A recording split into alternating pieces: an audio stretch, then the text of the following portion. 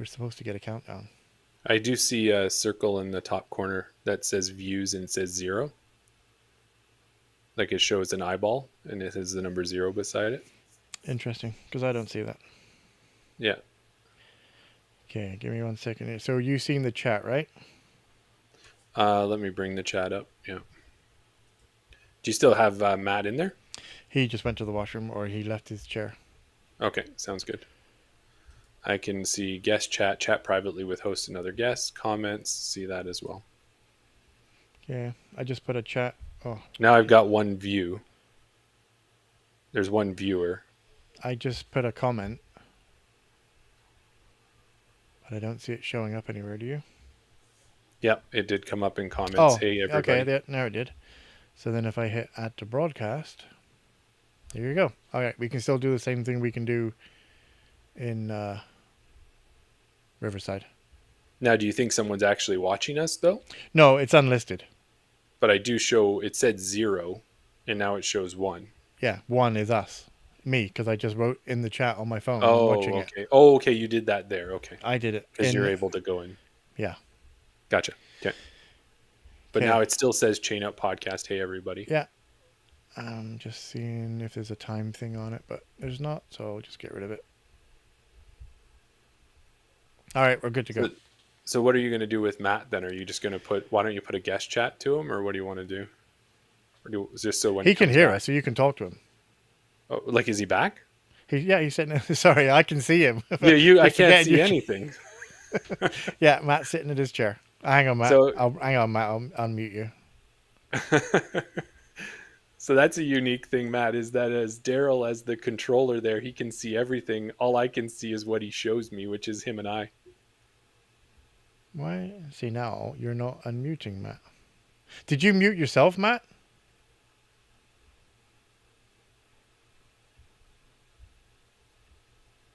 Oh, he's got guest chat now too. Let's take a look. In the green room, you are not in the show. The host. Okay, I did nothing. He says. Yeah. What happens if you bring him on now? Then maybe that unmutes him. So maybe now that we're actually recording it and we weren't just at him.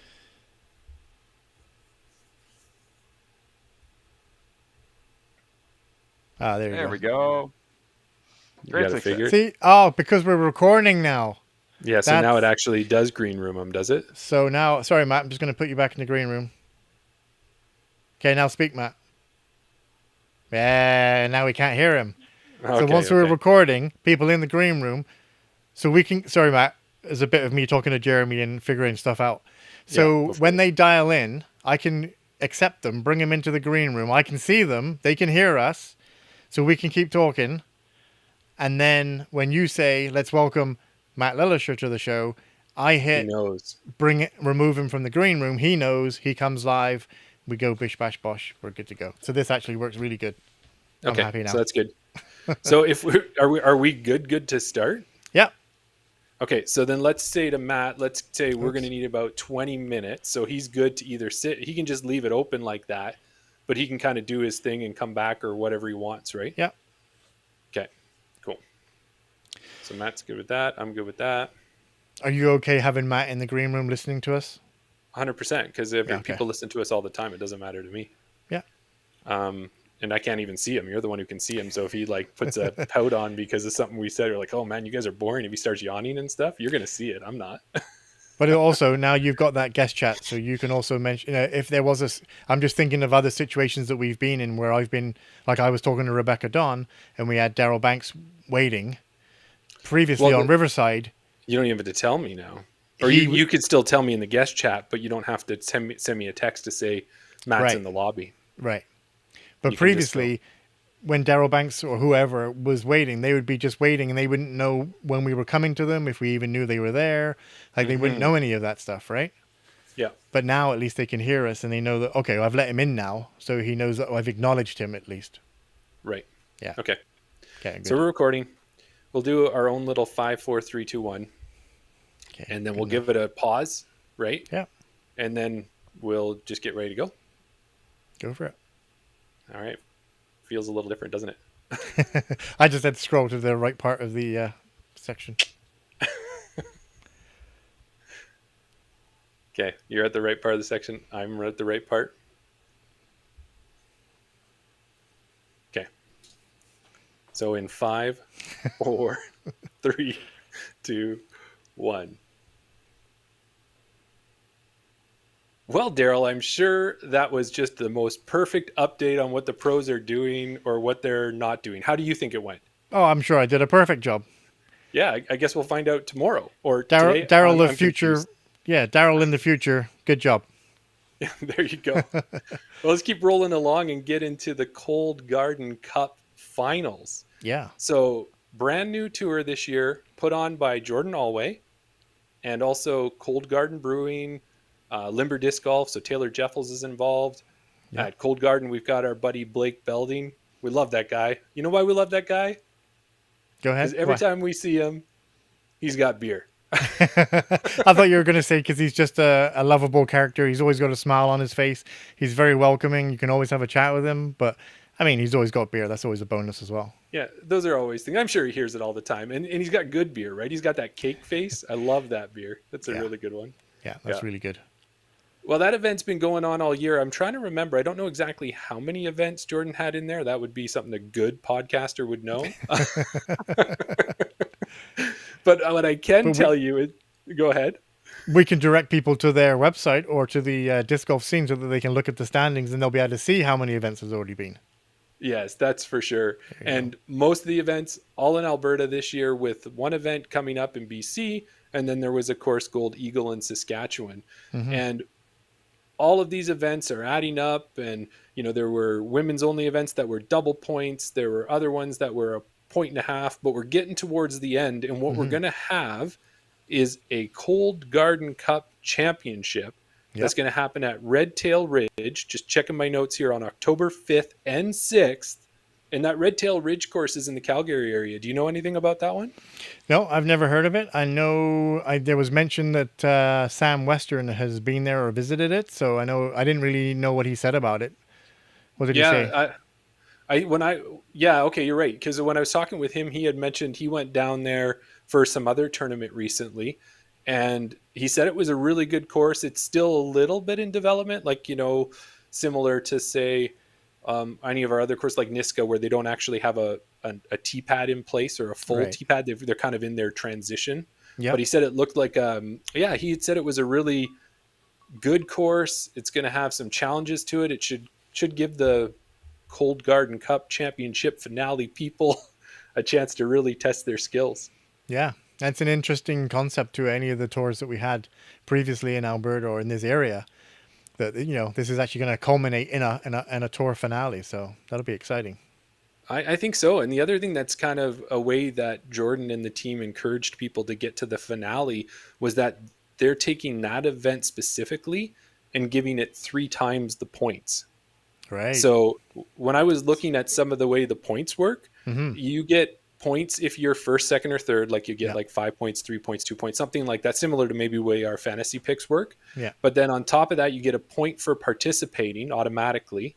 And then you also get, you get your purple ribbon. Get a participation point. That's good. I like it. Yeah. If anything of this is wrong, I'm sure someone will tell us in the comments. And then the other thing is that you get points for every person that you were ahead of. So if you were ahead of 4 people, then you'll get 4 points for that. But now take all of those points, multiply it by 3. And if you thought you had a lead, you better have a really healthy lead, because somebody else could come in and scoop it up and make some ground on you.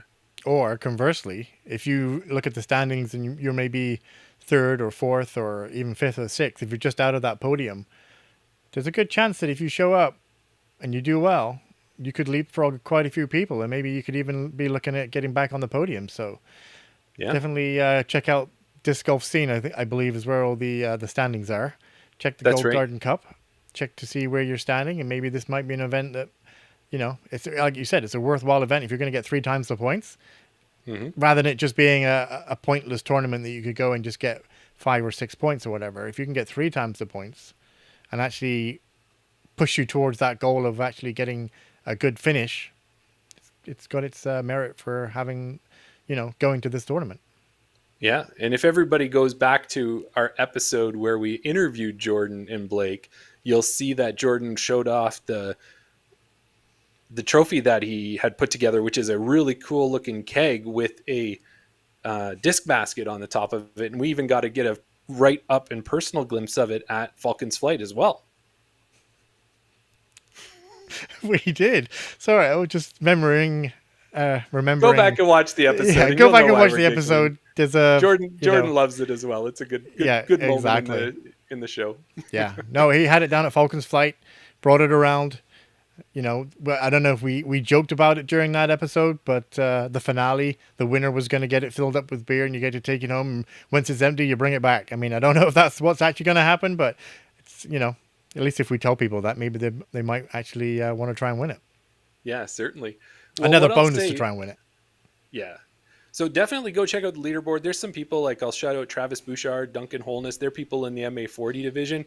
If you guys haven't looked to see where you are, go check it out because you could really have a good chance at it. But I wanted to bring up a few of the different divisions just to let everyone know where people are standing. So if we go with the MPO, we got Noah Higgins right now in the lead with 210 points. Casey Hannemeyer's in second with 170.5 points. We got Coda Postma in third with 143. And all of them are registered and they're going to be playing in this event. And on top of that, there's still one event before the finals, which is the Kootenai Up and Down out in Cranbrook. Right. And you know Casey's going to be there because that's one. Yeah, and exactly. It's his backyard. It's right in his backyard. Yeah, exactly. And then FPO leaders. Terry Hong. Yeah. And we'll take a look at what she's got there. Yeah, exactly. 53 points for Terry. Bailey Wilson in second right now with 35 points. And a tie for third between Edmonton's own Kristen Swirls and Jody Rooney with 32 points. But as of yet, Jeremy, none of those people are registered for it. That's right. So Terry doesn't even have to do any defending. She could just walk away with this one unless somebody's going to show up and give her a challenge. That we're calling you out, Kristen, Bailey, Jody, get down there. Jody's in Calgary. Yeah. So she could get over there. Exactly. She's only 21 points 21 points behind. Yeah. So, and with triple the points, you know, it could work out. I think if you're first and if you were the only one in and you were first and you got 5 points for first, plus you got a point for going there, that's 6 times 3. You're at 18 points. But if you're the only one there, do you finish ahead of yourself? Yeah, that part I think How does you're that not work? getting any extra. I don't know. There. You're not going to get any extra for that. Yeah, and the only other division I wanted to bring up, of course, is the one that's most near and dear to our hearts right now, and that's the MA40 division. Mm-hmm. So we got Greg Perrott, who's in first, and he's got a pretty healthy lead. Yeah. I know he was at Falcons, a really good player. I haven't had a chance to be on his card. I've got to play a little bit better, I think, before I'll get up there. Yeah, exactly. Might play with him on day one, but other than that, he's not coming close to playing with us. Yeah, he's never really that close to the chase card, and that's where I tend to hang out. So. Yeah. But you know what? Because I've played 5 events, I am currently sitting in 7th place in MA40. There you go. Maybe this is an opportunity for you to jump from 7th to 3rd, get on that podium. It could be, except for I think I'm a little busy that weekend, but sorry, man. I'm a little bit further down the table, only playing in 4 events, but not that really makes a difference. But I'm sitting in 20th place. So I don't think, maybe if I finish first and there's 20 people in the event, excuse me, I might be able to scrape somewhere back in the top half, but yeah. But it's definitely something to look forward to next year. You know, if it happens again next year, now that we know how the format works and things like that, you can pick and choose. I know Terry definitely she planned her schedule. She planned her schedule, around going to these events and scoring as many points as she could. So, I think it's good. And when you think about it, like I was spending some time because we're getting towards the end of the season. I know there's still a lot of disc golf left this year. We tend to play right in the winter, but kind of the summer tournament season. And to think about some of the events that we did get to play in, like we played in Spring Runoff. That was a Cold Garden Cup, River City Cup, Wally's 100, Falcon's Flight. Yeah. And those were all big, good quality events as I think back on them. Like I've got good memories from each of those weekends. So, yeah. But that was the 4 that I did. You obviously did those ones as well, but you also did the Limber Open. So that was your 5th event that you got a buy into the entry because you're a Limber Pinecone. So that was your event that you had to play in. I was lucky to play in. Yeah, exactly. Yeah. And it was good. And that was, even thinking about that one, that was the one that had the pop-up course. And I think the only tournament with a pop-up course I've played this year, I could be wrong, but that's the one I remember the most. So, yeah. Cool. Moving right along, my friend. Moving right along, as Kermit would say. Yeah. You didn't do it in a Kermit voice, though. Do you got a good Kermit voice? Last week, it's the last week of the Rundle League. All right, moving right along. Did you see that segue there, Jeremy? Yeah, Rundle great. League, we've talked about it. In the beginning, we were giving you Tag 1 updates. Kind of got a little bit long-winded there when it was only going back and forth between 3 or 4 people, I think. But it's finally coming to an end. It's 26 weeks, Jeremy? Yeah, 23 half weeks? a year. Yeah, something like that we were playing, and now we're down to the final final week. Mm-hmm. Yeah. And thinking about that, the final week, what Tim and the team has done is they've taken all the baskets and they've moved them. We saw this last week where they're quite close to almost all of them are in the forward positions or the short positions. Yeah. And that really is making a chance for people to make moves. I shot my best round of the whole season so far last week. Ever. So, yeah, ever too. Of my whole life. Exactly. Yeah, no, you shot an amazing 2 under last week. You were playing out of your skin. People said that they didn't say it was the course, but they definitely said that it was a good chance for people to knock some scores off with all the baskets being in the short position. How then I go out and shoot a +5, I don't know. But you definitely did great. You shot a -2. You were playing great. You've definitely dialed in some discs, throughout the year. You're now towards the end of the season. You know which discs are doing what for you. And yeah. Well, that's definitely good. Shot well. The other thing to mention, though, too, right? Because there's the 5 tiers, and we're in tier 4, and we're nowhere near the top. I think Zach Mitchell or somebody's got that one right under wraps. I can't remember exactly who. Yeah. But you're even a full stroke almost, I think, ahead of me on our average. I know you don't pay attention to this, but I do. Yeah. So it takes our top 10 rounds, figures out what our average scores for those 10 rounds, and the people with the lowest averages are the ones that are the leaders. And for you and me, you've had a number of better rounds than I have. So your average is about, at least almost a stroke or close to a stroke more. So I'd really have to step it up this week and do another like -3 or something like that. Or do my first ever -3 to get it. But yeah. Did you have fun? Oh, so much fun. That's the I loved important it. thing. Positions in the league and which tier you're in, that's all part and parcel of the secondary. But the most important thing was you had fun. Yeah. Not every week. Just like my mom and my dad. Yeah. Not every week. Not every week. But can you remember when we first started and we were shooting +9, +10, +13, sometimes +8s, 9s? Like we were kind of consistently around that +5 to 9, somewhere around there. Yes. But then, just goes to show you that all that. I mean, you call it practice, you call it fun, you're not necessarily doing field work, but it's repetition and, getting to know the holes and things like that. And, coping with the wind and the rain and everything else that we've had to deal with. Now look at your score from the end of the year to the beginning of the year. So if anyone out there didn't go to league this year, Rundle League or Nor'Wester League, there's also the Hills Anytime League, the Doubles League, the Women's League. I believe they had a junior league. I don't know if that carried on or whether it stopped or if it was only for a short time. Few weeks. Yeah. But if you were on the fence about, do you or do you not want to do a league? It's a free practice once a week. Get out, meet some new people. Unless you're Jeremy, we have our cards already organized. And just get better. Yeah. And I'll tell you, let's talk about highlights for me. And obviously we've kind of already hit mine. My highlight was that I got that -2 round. But another thing that I enjoyed, and I wish I got to throw 6 shots instead of 1 because my 1 shot was woefully embarrassing, I think, for myself. And that was that top of the world shot because that was one of those really cool things that we got to do as part of the Rundle League.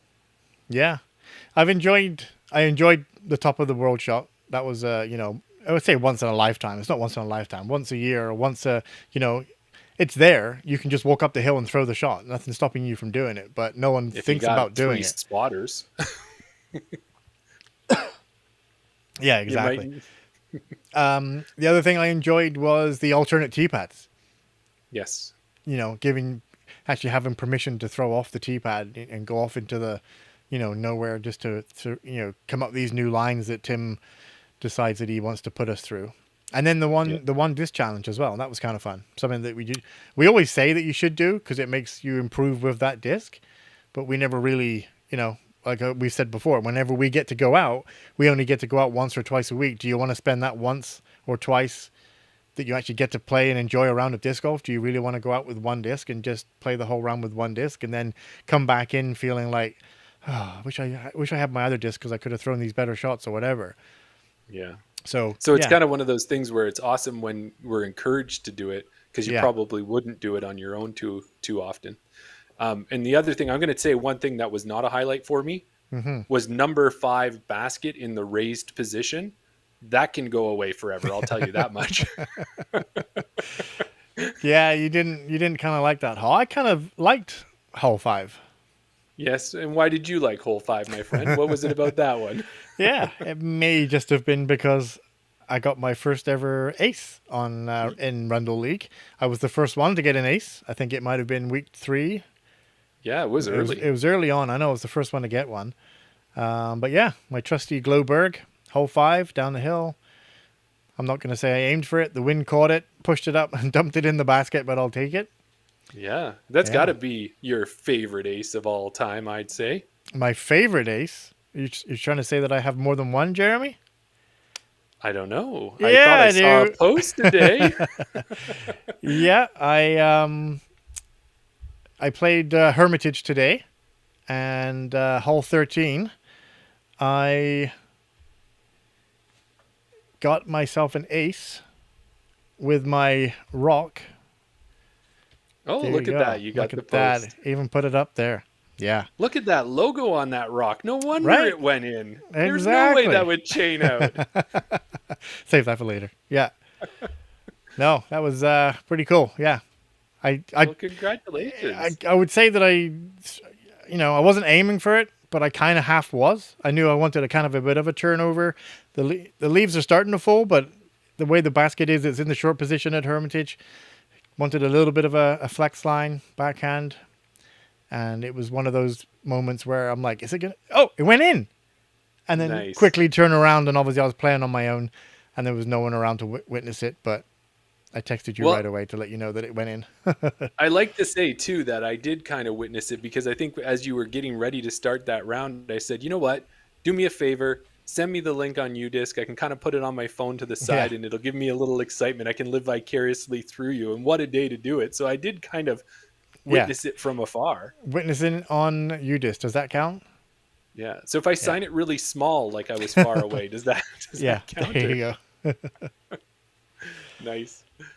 Well, that was and you did, like you said, you finished Hills, you played in that league. I don't know if that league is going to be around next year. We'll see what happens with it, but maybe that Ski Hill league will be available, Sunridge that they were talking about. I hope that gets open soon. Yeah.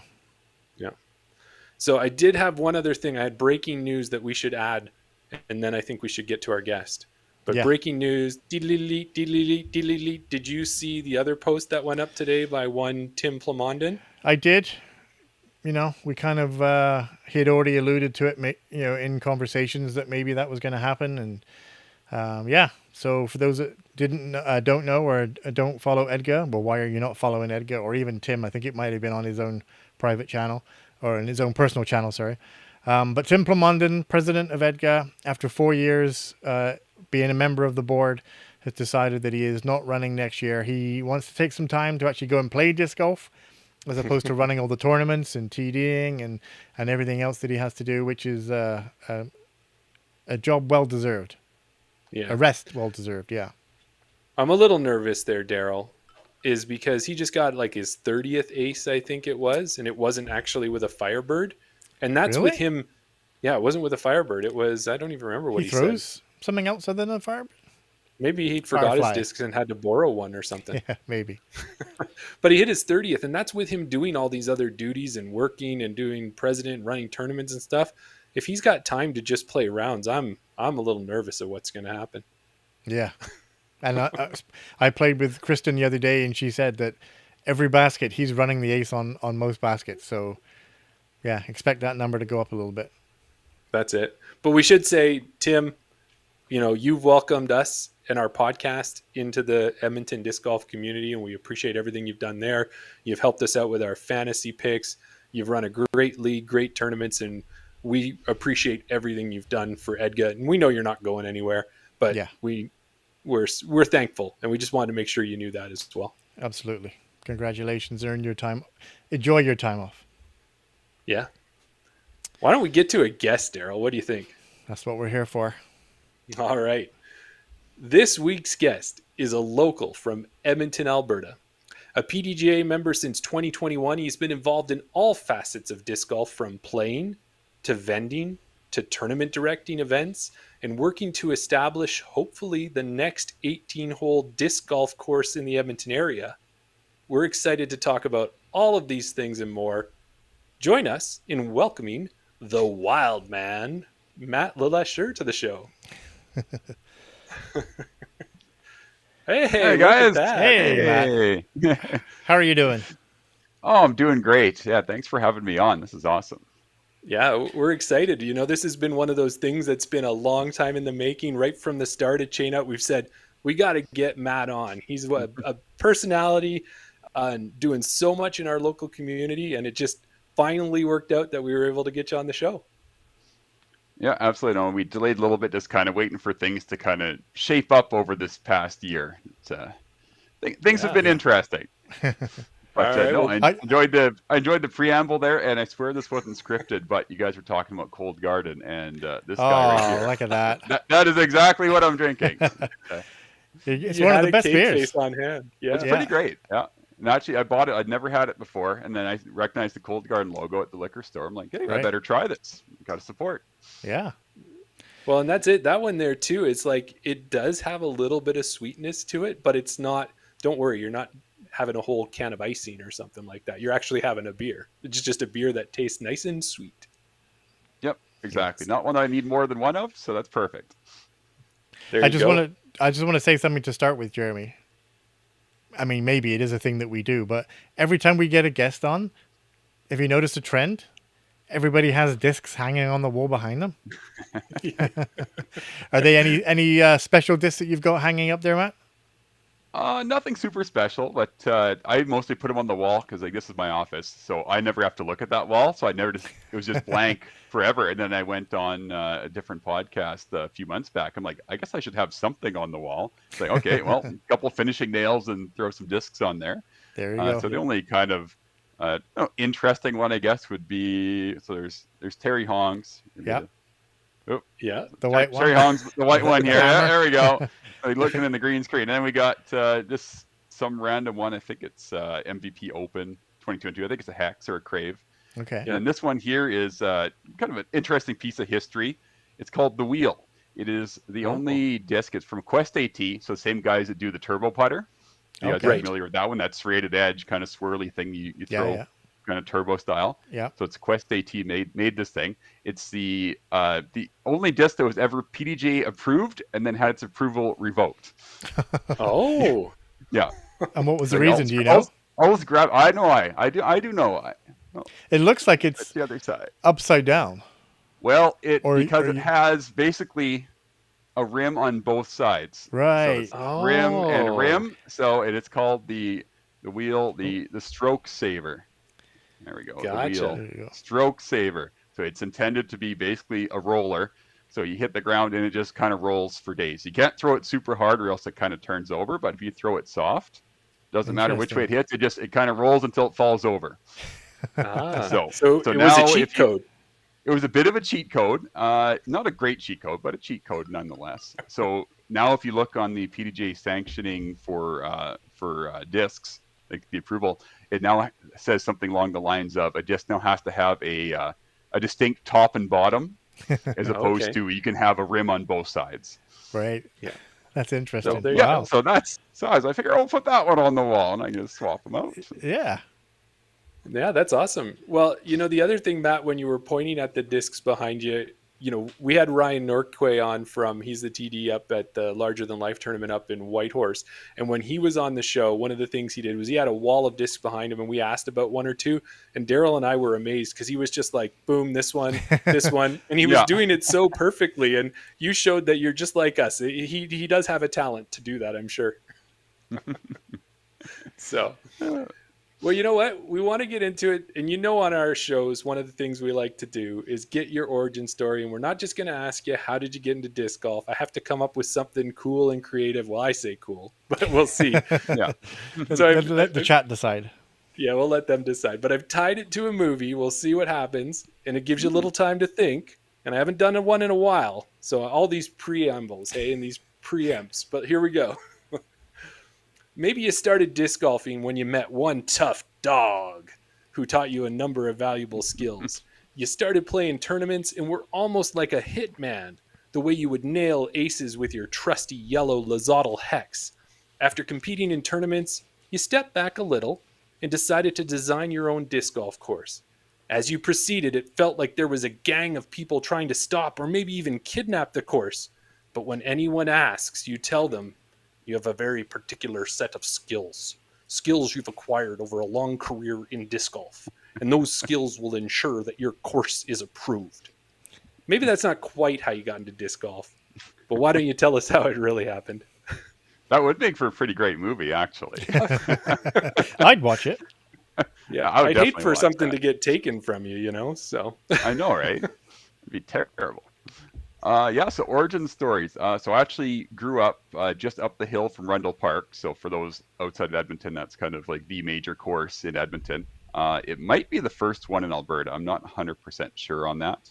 So it lived up the hill from the course. And of course, as things go, I didn't know disc golf was even a thing back when I was living over there with the parents. But I got back into it probably about 2013. Played a couple times, bought a disc from the ACT Center down there and just kind of, fumbled around with it. Never really even remember seeing anybody else on the course.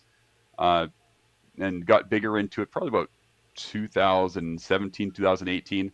Me and my buddy Duncan just go down and just, throw whatever disc and, just had a good time. Didn't matter. We weren't really keeping score. Didn't have U-disc. Just went down there and ripped some discs. And then COVID hit. It's like, well, nothing else to do but play 4 or 5 rounds a day.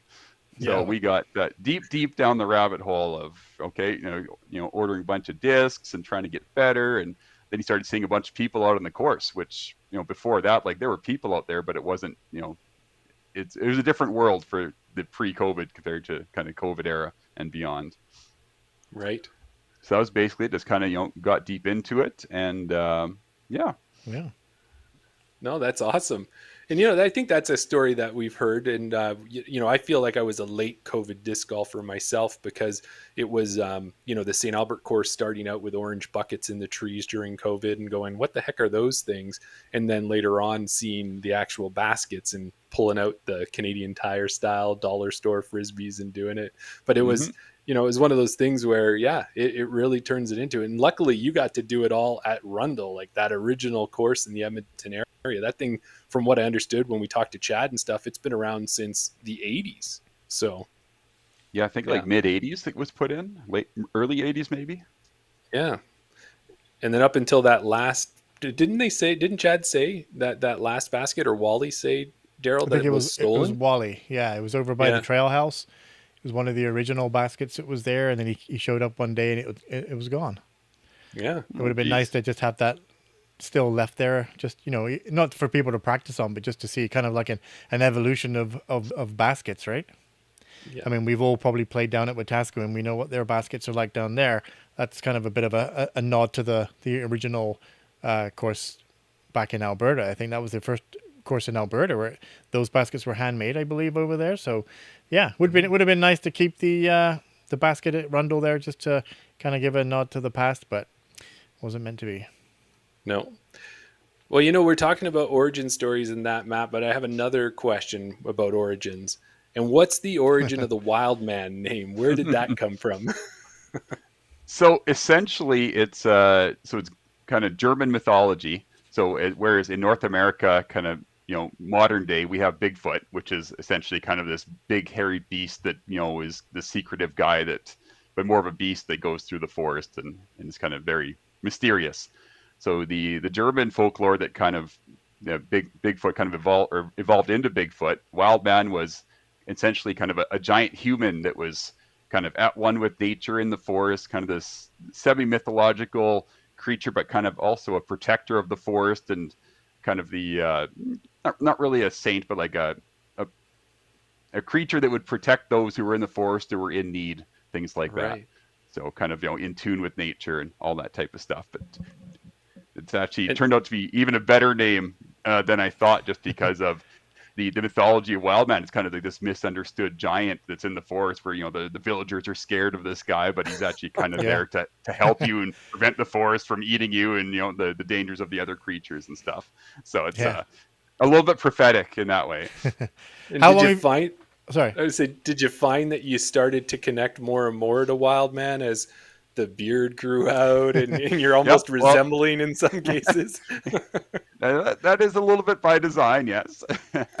So I was rocking the goatee for a long time, and then a bit before COVID hit, I started growing it out a bit. And then when COVID hit, it's like, all right, throw away the razors, boys. Like, we don't need this anymore. We'll see what happens. And it hasn't gotten any longer, so I don't know, Daryl. I don't think I'm ever going to catch you. It's kind of capped out at length. Oh, I don't know. I think we're pretty close, but pretty close, yeah. Yeah, I did hear that. I heard that there's like a terminal length that your hair will get. It'll get to a certain length and then it will stop. It won't grow any longer. Like I've been trying to grow it out. I get it trimmed just to tidy up the sides and keep it kind of looking at some sort of shape. But yeah, it hasn't gotten any longer than this, and I don't think it'll ever get any longer than this. That's what I've heard of anyway. So that's probably the same reason why your arm hair doesn't grow as long as your body hair sort of thing. So, or your head hair. That's just what I heard. So how long have you had the name Wildman? Like, it was ever since you got into disc golf, or did it predate that? No, disc golf happened first, and then so I met Briggsy on the course, and for a while my nickname was Slingshot, because we'd keep getting discs stuck in the trees to the point where I went and bought a slingshot so I could shoot my discs out of trees. They were getting stuck so high up there. So for a very brief period, I was Slingshot, and then as I kind of settled into, we'll get to this later, but looking for land and eventually buying a piece of land, it's like, well, it needs a name. It needs like a really cool name. And then I kind of was kicking around a few ideas and settled on kind of Wildman as the one, and then just kind of made that the persona and kind of grew into it. Yeah, that's awesome. Well, you know what I'm going to say, guys, is the riveting part about all this beard talk is we've got a listener there. I think it's Ian, is it not, from Burgoyne? And Daryl's used his product, so it's almost an advertisement there. Well, you'll have to hook Matt up with some of those too. Yeah, Ian, if you're listening, Ian Penhaligon. Yeah. Send some more supplies up. I know he's got them in and around the Kamloops area, I believe it is. So Calgary too. Calgary, yeah. Get them some North Alberta. No, all right. No doubt. You could do a whole segment on beard care. There's a it's a significant number of bearded gentlemen in disc golf. Yeah. Yeah, it's a fair point. Maybe we'll do a beard episode, Jeremy. Yeah, that's right. If I can't make it one time, it could be all beards all the time, because I'm not going to have anything to show. There you go. Well, you know what? Let's keep this train moving along. And Matt, many listeners might know a little bit of what you've got going on, that you play disc golf or, a piece here or there. But I figured they're going to be surprised by the end of this podcast of all the different things that you're involved in. And we wanted to start with maybe even almost a little bit of an advertisement of sorts, but to talk a little bit about Wildman Disc Golf and the fact that you have an online store, you've got a community presence with selling discs. Tell us a little bit about when did that start and how did you get that going? So that was, I'm a firm believer in, if it's worth doing, it's worth overdoing. That's kind of words to live by. Essentially, it's not worth going, a little bit of this, a little bit of that. It's like, no, if it's worth doing, you overdo it, and without a doubt, it's the only way. You're all in on whatever you do. That's my philosophy for life, essentially. So, okay, it's playing disc golf, great. Okay, well, wanted to buy a piece of land, but didn't really have, before disc golf anyways, didn't really have a reason to have land, just to just to go camp on. It's like, I could just go get a campsite. But with kind of disc golf, said, hey, I could buy a chunk of land and I could make my own custom thing. just use the property and the rest of that. And like, well, if I'm going to do that, well, I might as well get into buying and selling discs because, maybe one day I'll have a little shack out there and sell discs and all the rest of that. So where we're at currently is I've got Wildman Disc Golf Incorporated, which is the online disc store. We do all sorts of events. We sponsor Gavin Beamish. Yeah, there's a store right there. Yeah. So yeah, still relatively new, but needs a little bit of work. But there's plenty of inventory on there. But we're making it better and better as we go along here. Well, And you know what? So a big thing is we can do online purchases, and then typically at least once a week I'm at a league night somewhere or an event somewhere or both, where you can just order your discs, not have to pay shipping, come pick them up for free. So this week I'm at Rundle League Night again for the last Rundle League, and then obviously at the Wildman Fall Classic in Drayton Valley this weekend. You can also pick your discs up there, because it's unfortunately shipping is very expensive for a single disc. It cost is just about $5 to ship in a bubble mailer. And if it's more than one disc thick or even a putter, it costs between $15 and $20 to mail that. So it's on top of a $25 disc. Buy an order for $50, paying $15 in shipping doesn't make a lot of sense. Right. So it's, if you have the option, it just becomes super worthwhile just to order and come pick it up for free. Yeah, so, absolutely. I look at it as my time is basically free, but it's within reason. Yeah, exactly. And hopefully it benefits you going to these league nights as well. You might be bringing some inventory out to these people that have already bought it, but hopefully while you're there, you're selling a couple as well. So speaking of inventory, you obviously must, you had your inventory to start with when you set up the Wildman Disc Golf store. And as many people know, in the Edmonton area, we used to have Gander Disc Golf, the brick and mortar store. Unfortunately, they're not around anymore, but I know a sizable portion of that inventory was not necessarily handed over to you, but purchased by you. So, whether you know the exact number, what do you reckon your rough inventory count is now? How many discs do you think you have? Because I think when Jeremy looked on on your website, I think it shows like it's 395 listed on your website. Yeah, 395 in stock items, but knowing that some of those, if they're discs, they're going to have different weights and different colors and a number of different ones. So there's at least 395 individual items that he's got. But how many would you say? Probably, if I had to take a stab at it, so on the website of those 400-ish products, counting all the variations, we're probably at 12 to 1300 would be my guess. Wow. And then I've got kind of more stuff in reserve, more stuff. I just keep ordering stuff and just keep adding to the website. Typically, I'll order things, give whichever league night I'm at, kind of give them first shot at before I even have to take pictures and take the time and effort to list stuff. Just bring it to league night first and have first dibs on it, and then after that, it'll make the website within a week or so. But overall, I've probably got, I'd say 4,000 to 5,000 discs. Quite a few of those would be like starter packs and things. So if you count those as three, probably 4,000 to 5,000.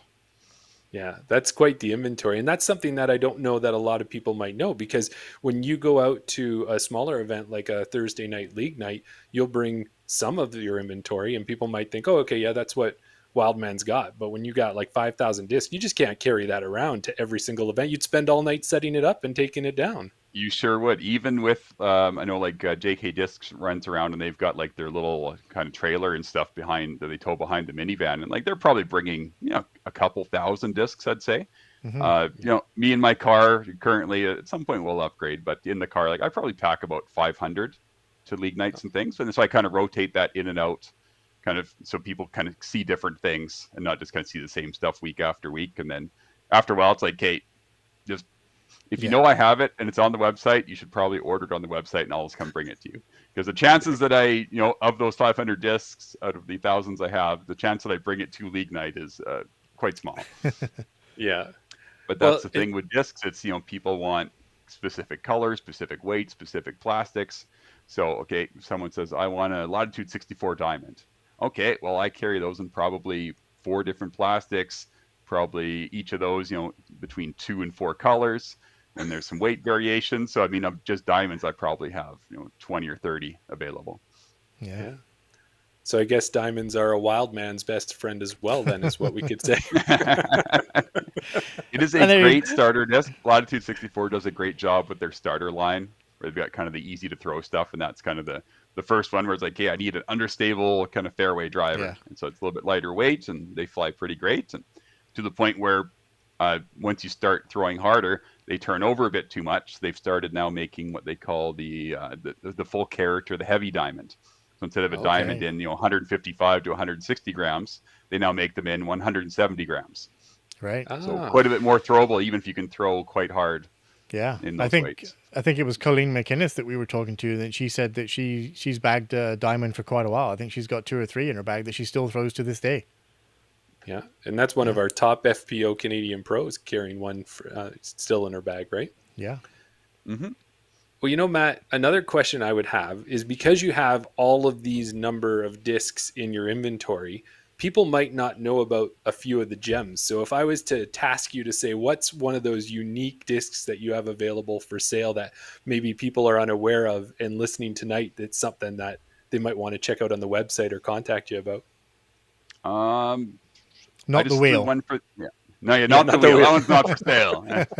Those are actually pretty hard to track down. It's like I've got a bunch of turbo putters and some other weird stuff. Like I haven't been around long enough to really have collected a bunch of the weird stuff. So now it's kind of secondary market. I just pick up neat things. I'm a collector at heart. So kind of the segue from my normal day job, we'll call it, self-employed, but buying and selling collectibles and other things. Really did was a pretty easy segue into selling discs, because it is very much kind of that collector mentality. Right. But as far as a gems on the website, I really do like the Clash new plastic, their steady halo ring stuff. I should have grabbed one here, but I don't have one handy. But great feeling plastic. Like it's so soft, it just comes out super smooth. And I'd never thrown one, so went for a round yesterday with my buddy Boovie, and he's like, "Oh, Matt, you got to try these. Like, you sold these to me, and they're like buttery smooth." I'm like, "Oh, how good can they be?" And I take this thing. It was their berry, which is kind of like their buzz. It's a 5.5 minus 1.1, just like super soft in the hand. It's like, okay, I just threw it, just 70% flat, not trying too hard, and it just glid, basically just straight, tiny turn, tiny fade. Like, okay, I need one of those in the bag now. So I would highly recommend any of the Clash stuff, especially in that halo steady ring. It's the amazing feeling plastic. Nice. Right.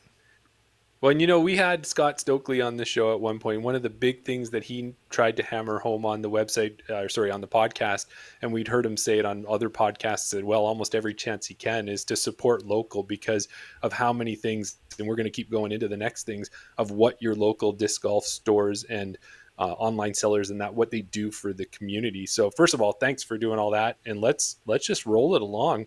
So the other thing is that you've got a lot of community involvement, and you kind of mentioned it a bit. So you're not just a store, you're also an association of like-minded disc golfers giving back to the community. Tell us about the Wildman Outdoor Society and what that's all about. Yep. So that had been kind of kicking around in the brain too. So again, if it's worth doing, it's worth overdoing. It's kind of all in on stuff. To be a recurring theme, not just in disc golf, but just in life. Do I hear a secret word? Yeah, just about. No, it's not a secret society, but it's out there, and there'll be some more social media stuff in the near future. So it's still, we'll get more into it later, kind of the origin story on that. But it'll all kind of make sense when we kind of tie in at near the end of the podcast here. Gotcha. But, so basically, the Wildman Outdoor Society, we started back in the spring, essentially as a way to provide affordable outdoor activities for Albertans. So we kept it fairly broad. So it's similar to an agriculture society, but I'd say more based on outdoor things like sports and other activities.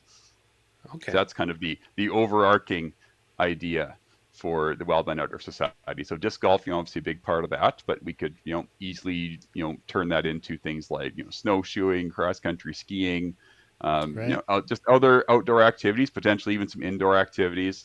I'm a pretty big board game geek as well, so there could be some opportunities for some indoor things. But well, and that's one of those things that I think Matt, about me. We've talked about it before, but this whole wall behind me that's covered and has discs behind all of that is just board game after board game after board game. So I'm with you on that part. Yeah, no. In some ways, I can't wait for disc golf. The typical season to be over and get into winter and play some more board games. It's been a long time. Yeah, for sure.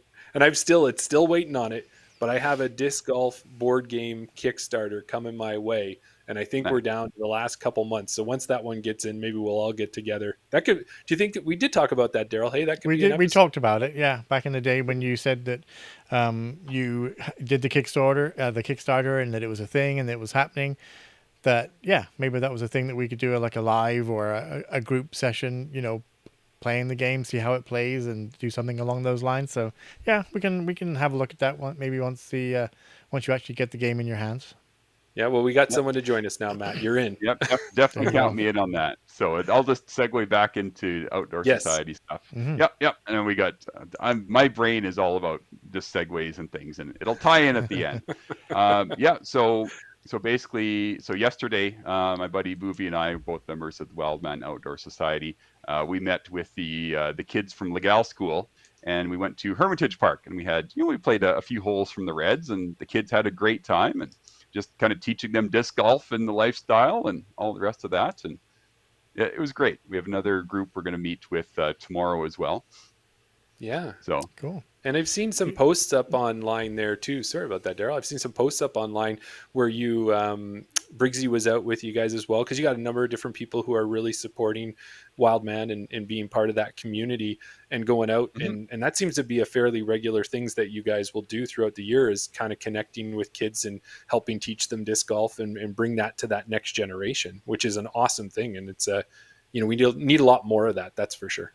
Oh, 100%. It's a great, I'm speaking, preaching to the choir here, but it's a great lifetime sport where you pick up this skill and it's like, okay, you can just go play disc golf whenever. I know for myself as a self-employed person, it's great to just be able to go out, and I have a free hour. I can just go play around, and if the weather turns bad, I can just quit. If I can start on whatever hole. If I get an important phone call or whatever and have to leave, I can just leave. There's no $60 green fee that I'm leaving behind, or leaving a foursome behind. It's just kind of understood. It's just just you kind of come and go as you please. You roll through Rundle, you make a super group, and then people splinter off, and just things happen.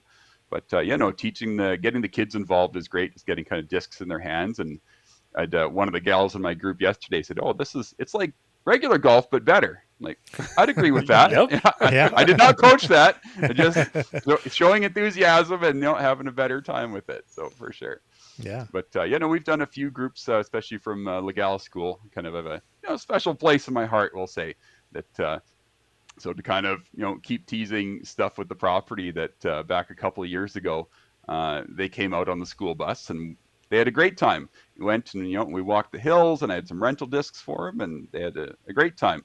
As one of the kids said to me later on when we were playing at a different public course in St. Albert, he's like, "Well, I liked your place better because I saw a dead squirrel and a moose."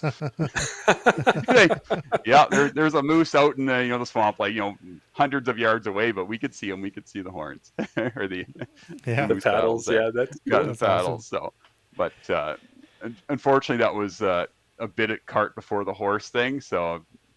And so long story short, we now have to meet that until things are resolved on the property side of things that we'll get into in a little bit here. We're two sections too early. So again, we're tying stuff in early. We got lots of questions, Matt. Yeah. Yeah. So long story short, we have to meet them at public courses now until we get some things resolved. But I got confidence in that. Yeah. You mentioned his name there, Boovie, and obviously Disc Dog Briggsy's out there as well. How many members do you have in the group right now? Kind of official members, I think we're at 8 or 9. Okay. Yeah, that's a good start. That's a good, healthy group of people to kind of start an organization. And then plus you've got so many supporters, like these guys over here too. It all adds up, yeah. No, at some point we're going to do some special stuff for kind of the Outdoor Society, which is kind of separate from the Wildman disc golf side of things, as it is a registered nonprofit. So it's got kind of a different aim, but still there will be some tie-ins there. And even the event that we're running this weekend will be done through the Wildman Outdoor Society. Oh, right. Cool. Well, we'll get to that event right away. But one of the other things I was thinking was that, not only are you guys volunteering with kids and teaching them disc golf, another thing that you started to do, and you kind of alluded to it, was that you've sponsored one of your first players as well. So we all know who this is, but tell anybody listening who doesn't know who you guys have sponsored and all about this amazing kid. So our 16-year-old phenom from Spruce Grove, Gavin Beamish, is an absolutely just amazing player, and it's not so much that he plays well. He's passionate about the sport. He enjoys teaching other people about the sport and just having fun with it. Like, you'll see him out on the course and he's, let's see, if I throw a thumber over these trees, what will happen? Or if I throw this on a grenade, what will happen? And it's almost like a playfulness. He's serious about it, but he's kind of playful at the same time, which is a great combination, just to not just become kind of this robot of, I have to compete, and if I don't make this putt, I'm going to lose the tournament. He doesn't have that mentality. He's still a competitor, but he has fun with it, which is super important. Well, he definitely does. And he also puts out a lot of really good content as well. If you follow Gavin Beamish on Instagram, there you go, right, Daryl? And he's got lots of videos. And what do we see up in the top corner there? Lots of podium finishes. Yeah. And first place, maybe one really big one. And one really big one, right here. Yeah, there you go. Yeah, Canadian Junior National MJ18 champion. Yeah, exactly. Yeah, so like you said, on his Instagram, he's got all the podiums and that, and all the trophies that he's taken down and things like that. But then he's always posting, like you say, good content. He's always out there at his local course. And then this is just one of the ones that he posted recently, just a nice skip ace with a 13-speed. 200-foot hole. He can't quite believe it. No one's around to watch it. So I know you're feeling there, Gavin. Yeah, for sure. Well, that's awesome. Do you guys have? Daryl will have to get you a tripod, and then you can carry that around and film longer shots and capture that on camera. I think that's what it is, right? Just record everything. Eventually, one of these times, it's going to be a good shot. Yeah, of course. Or you get the bloopers, which Gavin does love posting his bloopers too. I think that's even more entertaining. Yeah, exactly. For sure. Yeah. Well, and do you guys have plans then to look at sponsoring other players down the road? Is that something that you want to continue to incorporate in part of your plan as it can be available? Not a huge amount of players. It's like I'm very selective on that front. I don't just want to have just a full stable of players. I want to kind of keep it small so that the players I do sponsor, I can kind of give it my all for them. Come on, Matt. If it's worth doing, it's worth overdoing. True. 20 players. No, I'm just kidding. 20 players, 50. Yeah. No, exactly. It's there's certain things in life where there has to be a balance, right? As much as you'd like to, we'd all like to win the lottery and sponsor all these young junior players and be the reason why they're going to nationals and going down and developing into these pro players down on the pro tour. But yeah, there has to be a bit of a balance, for something's got to give as well as you can take from other things as well, right? Yeah, without a doubt. But no, always looking for, people that are passionate about the sport and not just the competition side of things, which is important too, but just having fun with it and, being willing to teach others about the sport and kind of spread the, as my dad says, kind of proselytizing disc golf and just kind of saying, hey, this is a good thing. You should try it too. Yeah. I mean, that's pretty much, that was the reason why we started the podcast, right? We like disc golf. We like talking about disc golf. Maybe if we talk about disc golf on a podcast, other people will like watching us and they'll like disc golf and they'll get into disc golf. That's 100%. And it's one of those things that just, when you exude passion like you guys do and kind of, me and my crew do, that it's contagious in a good way. It's, whether it's, teaching kids how to disc golf or, going to tournaments and meeting other people and saying, okay, well, what are some other good courses to play or good events to play? And it all builds on each other. It really does. Yeah. Well, and if we keep continuing on, Matt, not only are you helping out with all of these things, you're also sponsoring leagues, you're helping with events that way, you're helping with tournaments, and then why don't we roll right into the Wildman Fall Classic, which is in its fourth iteration this year, right? It's fourth annual? Yep. Fourth annual this year. Yeah, exactly. Yeah, so we sponsor the Rundle Thursday League. It's kind of our big things. We do the wild putt of the week, so essentially the long putt of the week for a $25 gift card. So yeah, we've had lots of fun winners on that one, and actually surprisingly few repeat winners. I think there's only maybe one repeat winner across all 25-ish weeks, which is kind of surprising. Yeah, it is a good sized league though. You think there's some people monopolize that, but not really. If you're playing for score, it's okay if you park the hole and you have a 10-foot putt, you're never going to make the long putt, right? So it's kind of the great equalizer in prizes. Your crappy drive, well, I got a chance to win the gift card if I sink this. And that's my kind of disc golf, is just run everything. So it's like, doubles is fun, and just even in an event of if you're pulling up the rear, not doing great, kind of bottom 60%, it's okay. At least have a chance to get some CTPs or some long putts in there. Yeah. No, that's good. And I think the only problem that Daryl and I have, because neither of us have won that Wildman long putt yet, but what it is we'll get a roll away and be quite far from the basket, but it never seems to be on the right hole, does it, Daryl? Yeah. Exactly. We'll hit those long putts, never in the right place. And the holes with the long putts were always parked under the basket, right, Jeremy? Oh, it's exactly how it is. We're come out on Thursday and we'll show you. So going back to Wildman Classic, that's coming up right away this weekend. This weekend. Mm-hmm. Yep. So registration will close. Registration will close Wednesday at midnight. Yeah. Okay. Yeah, that should be on there. Yeah, I changed it recently. Yeah, just saying. Okay, we'll give just a little more. So our goal is 50 players. So we're at 47. So if we can get to 50, that would be amazing. And more than that, even better. Yeah. So we're doing it at Drayton Valley this year. It's honestly, other than my own course, of course, it's my favorite course. Kind of hands down in say northern half Alberta. Sundry's also an excellent course, but I'd probably prefer Drayton Valley as its own 18. Like when you go to Aspen Meadows, it's hard to tease out the West 18 and the East 18. Both very good courses, but individually, I think I would prefer to have the Drayton Valley 18-hole course, the Nordic Center there. Nice. Mm-hmm. No, that's good. And what I would say too about, look at that, Daryl. When I catch myself just talking and talking away about things. Exactly. You're thinking, I want to ask another question. Hang on. Where am I going with this? Yeah, no, but having it down at Drayton Valley, one of those things about the courses and the tournaments that you do that I really like, and we want to talk about all the things that are happening at that tournament, is that usually when you do a tournament and you're part of it, sometimes in other tournaments, you're going to get discs and they're going to be given to you, and then you're at the mercy of whatever the organizing committee picked out. But a lot of times when you're at an event, sometimes there is a gift card involved, and then you've got a selection there, and then you get to pick your own discs. And I know I've done that at Hidden Gem when you've been involved in that. Is that something that's happening at this event too? Is that how you're doing it, or what's the setup?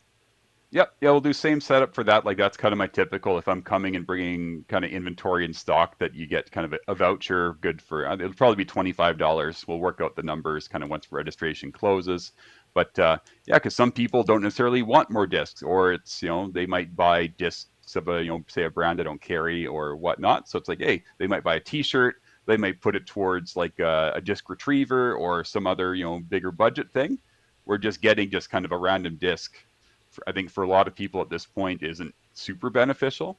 Mm-hmm. It's a little different when you have like a tournament branded disc, like say you go to the Nationals or you go to an 8-tier tournament and you get like, a Falcons flight at Aspen Meadows, you get kind of that beautiful kind of scenery on the disc where it's got kind of all the different wildlife in the forest and stuff. It's a really cool stamp. So like for an event like that, it makes sense to have, a choice of disc, but of this special stamp. But for, I think most B and C tiers, it's like, just give people the option to kind of spend it on what they want. Yeah, definitely. I mean, I'm 100% agreeing with you there. A lot of the players packs and things that we get, you might, like you said, you might get a nice disc in it. Sometimes you'll get two, and there's another disc in there that you'll never throw. And you think, well, that's just pointless for me. That's going to be a disc swap disc. And then you'll get something else in there that you might not use as well. You'll get another mini. We've all got, so many minis now that we can just pretty much use them as coasters at this point. But yeah, you guys don't lose your minis every tournament like I do. I somehow managed to walk away from a mini almost every tournament I play in one of the 3 rounds. I don't think I've ever lost a mini. Oh, I definitely have. Yeah, that's crazy. I've left them in my pocket and stuff, so they might have ended up going through the washing machine, but I don't think I've ever lost one. Or I've left them in the wrong bag, because it's, typically I'm wearing just like a kind of a little backpack bag for most rounds, and then for tournaments I often bust out the Zuka cart. So there's times where I don't have a mini in the Zuka cart or in the other bag. So it's, most tournaments I sell a decent number of minis just to people that need them or have lost them or otherwise just need one. That's fair. Yeah. So bringing it back to the event this weekend, What can people expect? We know that is there going to be a glow round on the Friday? There is, yes. We'll do kind of like check-in and prize pack pickup kind of 5 to 7 p.m. And then we're going to do just a nice fun glow round of just the 9 holes on the Action 9. It's just like kind of a quick thing. So it'll probably take us about an hour and a half. So we're looking at probably what 8 p.m. to 9:30 for that one. And we'll add some prizes like some CTPs and long putts and things like that.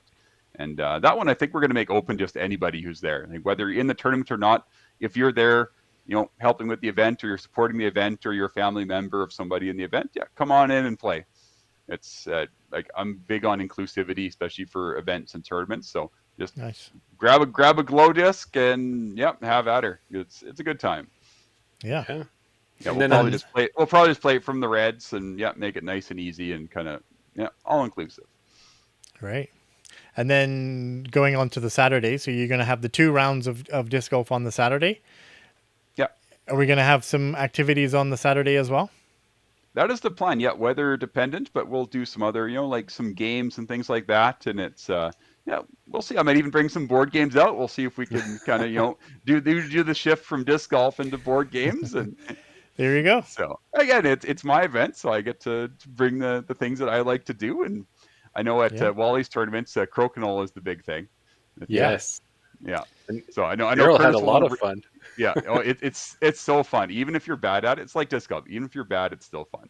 Yeah. But I know Curtis wants to have a rematch because I played beyond lights out at Wally's 100th tournament, and he couldn't believe the shots I was making. Neither could I. But I was like, it's kind of like when you're playing pool or darts and you're like, 2 to 3 beers in and just you're in the flow. You can do no wrong. That was me against Curtis, and he'll attest to that. So he'll want a rematch on that. So I'll gladly let him whoop me. He's pretty good crokinole player. But I think we'll bring some other board games and things too, and we'll see if anybody's into it. And if not, we'll have some disc golf related games too.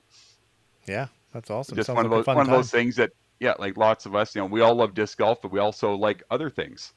And I think that's kind of tying in with kind of the overarching thing that I'll get into probably at the end of the podcast when it's kind of, Matt's moment or whatever we're going to call it at the end. Yeah. But we all went a little disc golf crazy kind of COVID and right after COVID. And we're seeing just a kind of an overarching thing of there's a huge amount of events now. And you could, in Alberta alone, you could go and you could find a tournament to play every weekend. If you're willing to travel, like literally every weekend, both days, you could go find events to play.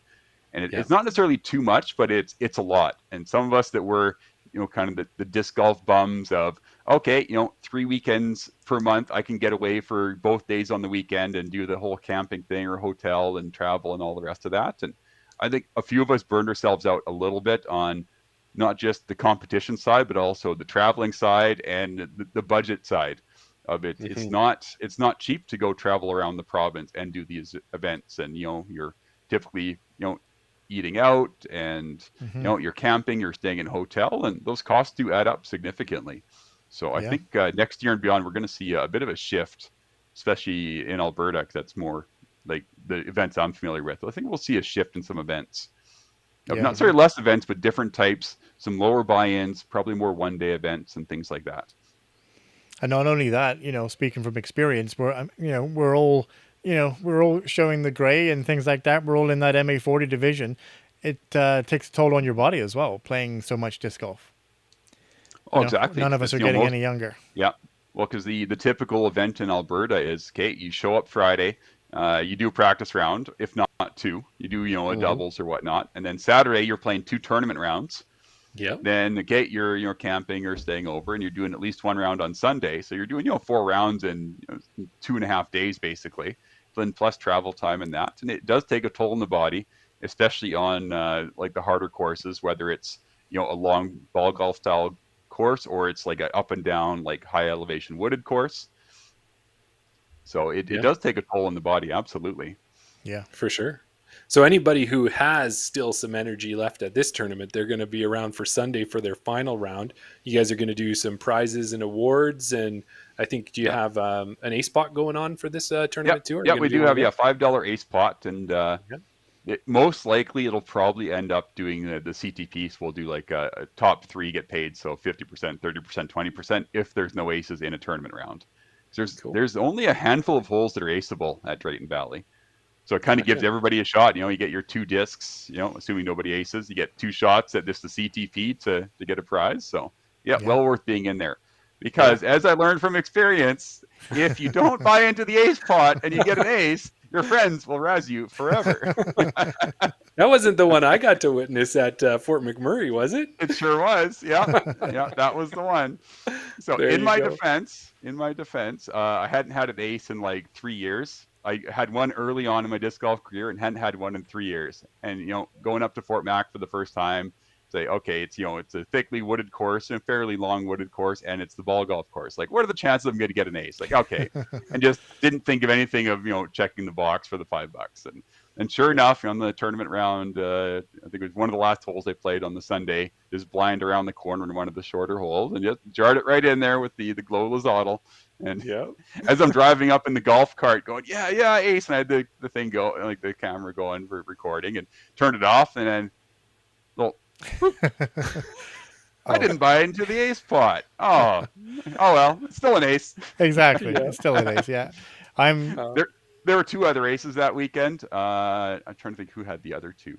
I think Willie had one, and somebody else had one. So the ace pot, my share would have been like $50 or something. But still, you can't live that down if you don't buy into the ace pot and you get an ace. So don't be mad. Check the box, pay the few bucks. It's worth it. See, now you're making me scared because I'm one of those people that probably the same as you. Maybe you just forgot to check the box, but I'm of the opinion that I'm not running aces in tournaments. Like, you miss an ace, you're 50 feet past the basket and you're going to leave yourself a tough par, right? So I'm laying up under the basket. I'm not running aces. And I know for the most part, aces aren't planned, right? They're a skip shot. The wind catches it, whatever it might be. They're luck of the draw. How many times you throw, how many times do they actually go in? So I'm a firm believer in, I'm not going to pay into an ace pot because I'm never going to win. But now you're kind of changing my mind. There you go. You never know what's going to happen, and it depends on the course a little bit too. Like if I were playing, say for whatever reason, Hermitage from the Blues in a tournament, it's there's very few aceable holes, and people in my division can throw further than I can, have a better chance at ace. I might not get in that one, but any course that has a bunch of short holes, even if they're wooded under 300 feet, I'm paying the ace pot every time now. You never know what will happen. Yeah, I don't think I would mind not winning the ace pot. I just don't know if I could live with everybody razzing me about that I didn't pay in. Yeah, exactly. That's the only thing. Hey, I'll pass the curse. So don't buy into the ace pot, Daryl, and then get an ace, and then you can be that guy. You can wear that hat until somebody else takes the curse. Oh, there you go. We got the ace hug going around. I'd rather get that one than this one. Yeah, exactly. Yeah. So no, that's all right. And the other thing too that I noticed as well when I checked there, just to kind of wrap that up there, Matt, is that there will be camping on site. So anybody who's going out there can really get a good, nice community feel at this event and be part and be right in the heart of it all. And because, as you said, the registration doesn't close until midnight the night this is airing. So anybody who's listening and watching right now, make sure you get on there and register. Let's get this a tournament over 50 people in it, hopefully get it right up to 72 if we can. Yeah, that would be awesome. I know tournament registrations have been down a little bit this year, and it's a little late in the season, but still, it's a great course. Curtis has done an excellent job. Like, this course has gotten way better in the past 2-3 years since I first went to it. Just that he was able to kind of wrangle kind of the county or the board of the Nordic Ski Club to be able to mulch a few extra spots just to take existing cross-country ski trails, which are fairly wide at this place, to make pretty big, still wooded golf, but quite wide fairways. But being able to mulch a couple extra key spots and change some holes really made probably about, I'd say 10 of the 18 holes just from kind of unmemorable holes to, okay, now I have to shape some shots where it's not just a big turnover. It's a bit of a flex shot, or we've got, some proper wooded holes where he's got one where I call Plinko 2.0. Where at my place, I've got Plinko, and he's got one. I'm trying to think what hole number it is. It's at kind of the turnaround point near with one of the shacks there, and there's 2 kind of distinct lines, and there's just a batch of Plinko trees in the middle. So there's a couple proper lines, but you still have to hit the line. Nice. But yeah, super fun. Just a good mix of shots, and he's done just an excellent job. He's going to provide some pretty cool T-shirts with a neat Wildman logo. that he came up with, and I saw it and like, yep, that's perfect. You need no changes. It looks great.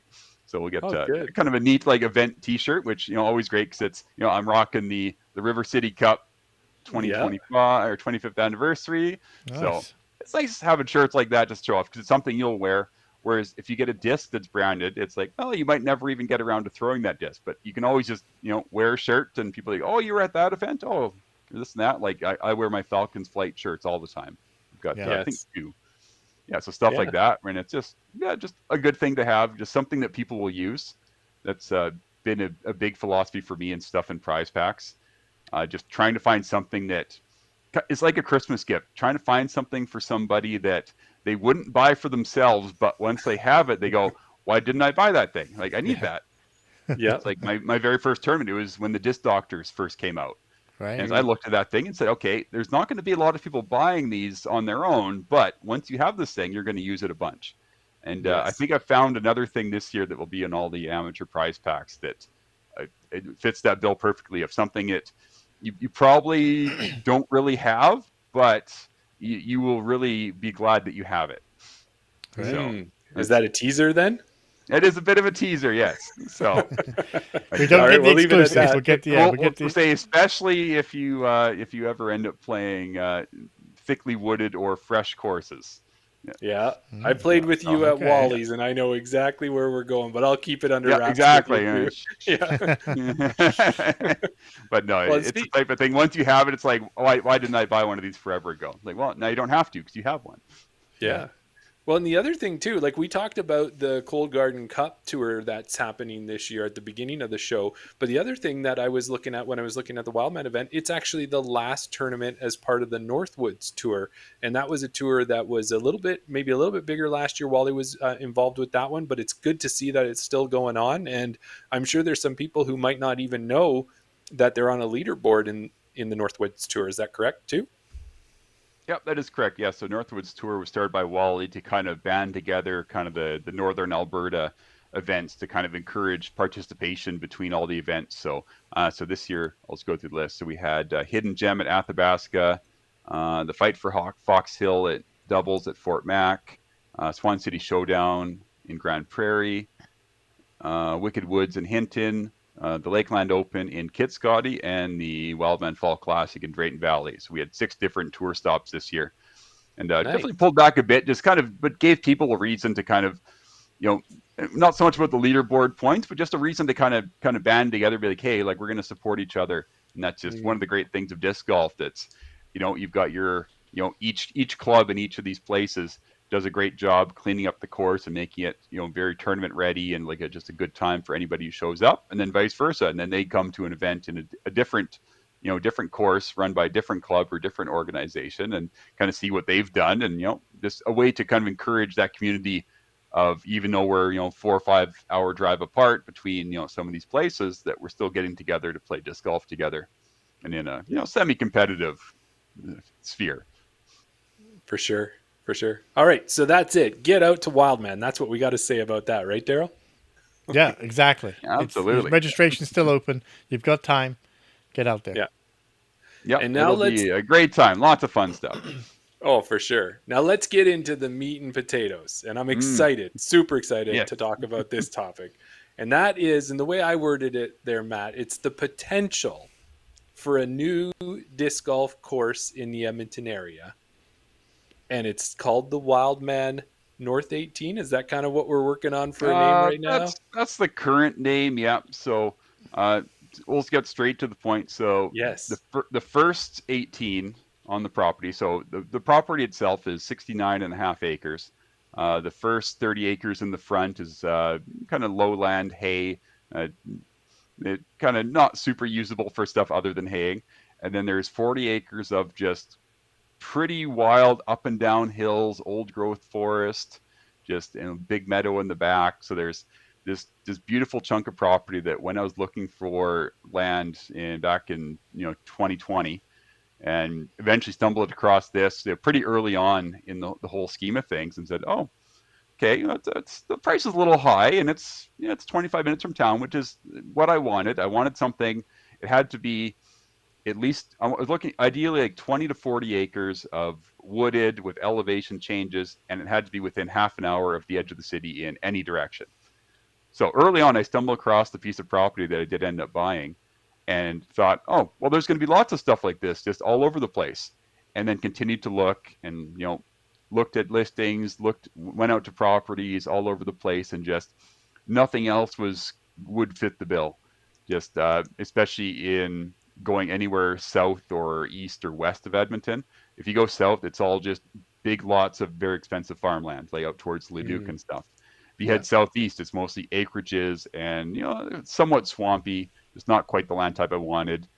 East of town, kind of similar land type, but tended to be either a 2.5 acre little acreage or a full 160 acre quarter section of mostly farmland, or just either way too expensive or just not quite the right thing. Same thing if you go west of town, that anything nearest the highway going west of town is quite expensive. Right. And so started looking further north and kind of found this corridor that's in kind of the similar area to like Jurassic Forest, just kind of north of Gibbons there. So you've got Jurassic Forest, you've got the Goose Hummock golf course, you've got all sorts of other kind of this weird vein that's not really river valley, but it's kind of just a neat forested patch that was never worth clearing for traditional farming, but it's kind of in that vein. And it was fortunate that had the means to be able to get it, and then put in good 3 years of work on it, along with friends and family, and be able to put in the first playable 18 holes on the property. Yeah, so you've got this piece of property now that has 18 holes on it of playable disc golf. And I'm going to put that in quotes unquotes at the moment for that. How many hours do you think you and your friends and family and everyone who's kind of supported Wildman in the effort to get this course going, how many hours do you think you guys have put into building that course? Oh, I would hate to hazard a guess. It's I would say like just the actual building physical labor part, not even talking about the planning and other things. It's got to be a couple thousand hours. And Wow. I'm probably underestimating. It's again over 3 years, and it's fairly small group, accounting the few volunteer bees and stuff we've had, and just kind of time out there. But it is significant. It is a passion project for sure. That there's no money in it, Right. but it's fun, and it's like what I'd rather.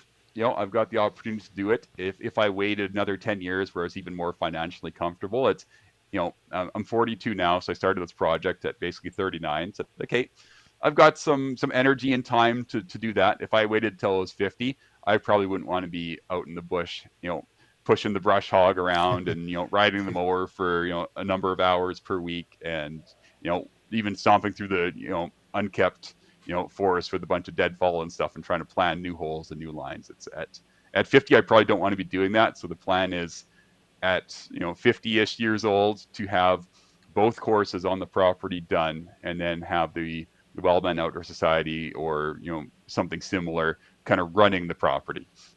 Right. But, that's still a long ways out. But I look at, again, Aspen Meadows keeps coming up, but Aspen Meadows has been around for about 15 or 16 years. And they've got just massive, great core volunteers. And that's where I want to be in, about 10 years from now. So about 13 years in, and just kind of build this grassroots thing of people that want to come contribute and be part of something. Hey, come on out and help out and do the work and reap the rewards, so to speak. Where it's so currently the course isn't open to the general public. It's basically invite from the landowner, which is obviously myself. So that's kind of where we're at currently. Well, and if I can say to that, Matt, as before we get going, is that both Daryl and I have had that opportunity in the past where you were able to invite us out and we had a chance to play the course. And this is an amazing course, and you can see the amount of care and attention that you and the team have put into this. It's like you said, it's a type of property where there's a lot of hills and a lot of forest and things that wouldn't normally be considered farmland, maybe that small section, but that's even marshy at the front. But it looks like it's the perfect piece of property to have a disc golf course on, and you've used it quite well and still have more room to grow. But I thought maybe what we could do is get a little bit into the fact of why it's private, because I know a lot of people will look on UDisc and see that that course is listed, and then they want to play it. But we've got to make sure they're clear that don't make that drive out there, because you can't just walk on and play this course. So why don't we talk a little bit about that?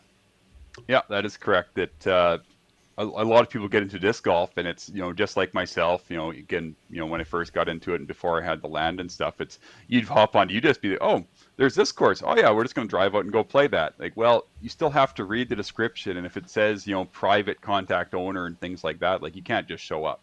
Like, there's courses all over the place that could be private land, could be, somebody's put one up in their yard, and there's labels on UDisc and things like that where if it's public, if you can just walk on, or if you need to contact somebody, if there's some other way to go there. So it's not currently open to the general public. It's more just invite for friends and family. We are working towards making it more accessible to the public, but that's a longer term battle, we'll call it. Right. Well, can you tell us a little bit about what the outlook looks like to get to that point, and what kind of needs to happen for us to get to a place where it can be more of an open course, whether it's a private pay to play course as opposed to an invite only, where we can get to a point where we're doing events at that course and Wildman is actually held at Wildman? Is that something that we hope to see in the future? Oh, 100%. And just give me a second here. So there are some hurdles. Okay. And part of it is there's with the county I'm in, which is Sturgeon County, they have their land use bylaw policy, which is your land is zoned this, it should be used for these things. And their process is basically that if no one complains about things, you're allowed to do whatever within reason. If it's not bothering anybody, then no problem. But if they get any sort of complaint, whether it's valid or not, or it's a big deal or a nothing deal, like nothing burger, then they go, oh, well, you're not allowed to do that. And what I've run into more recently is they don't have quite the right tools to do what we want.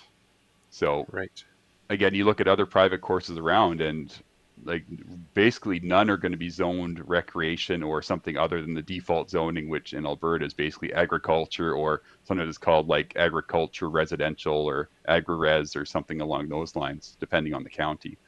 So it's basically like, so I wanted to have the event obviously at Wildman again this year.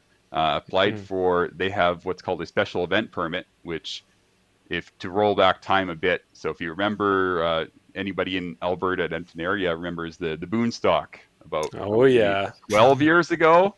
So for those that don't know, it was a big concert that like outdoor, like a Woodstock type thing that happened. It was just in basically some farmer's field in Sturgeon County, and it got pretty out of hand. They're getting something like, I think it was 10 or 11,000 people per day out on this property. Like, it was an insane amount of people.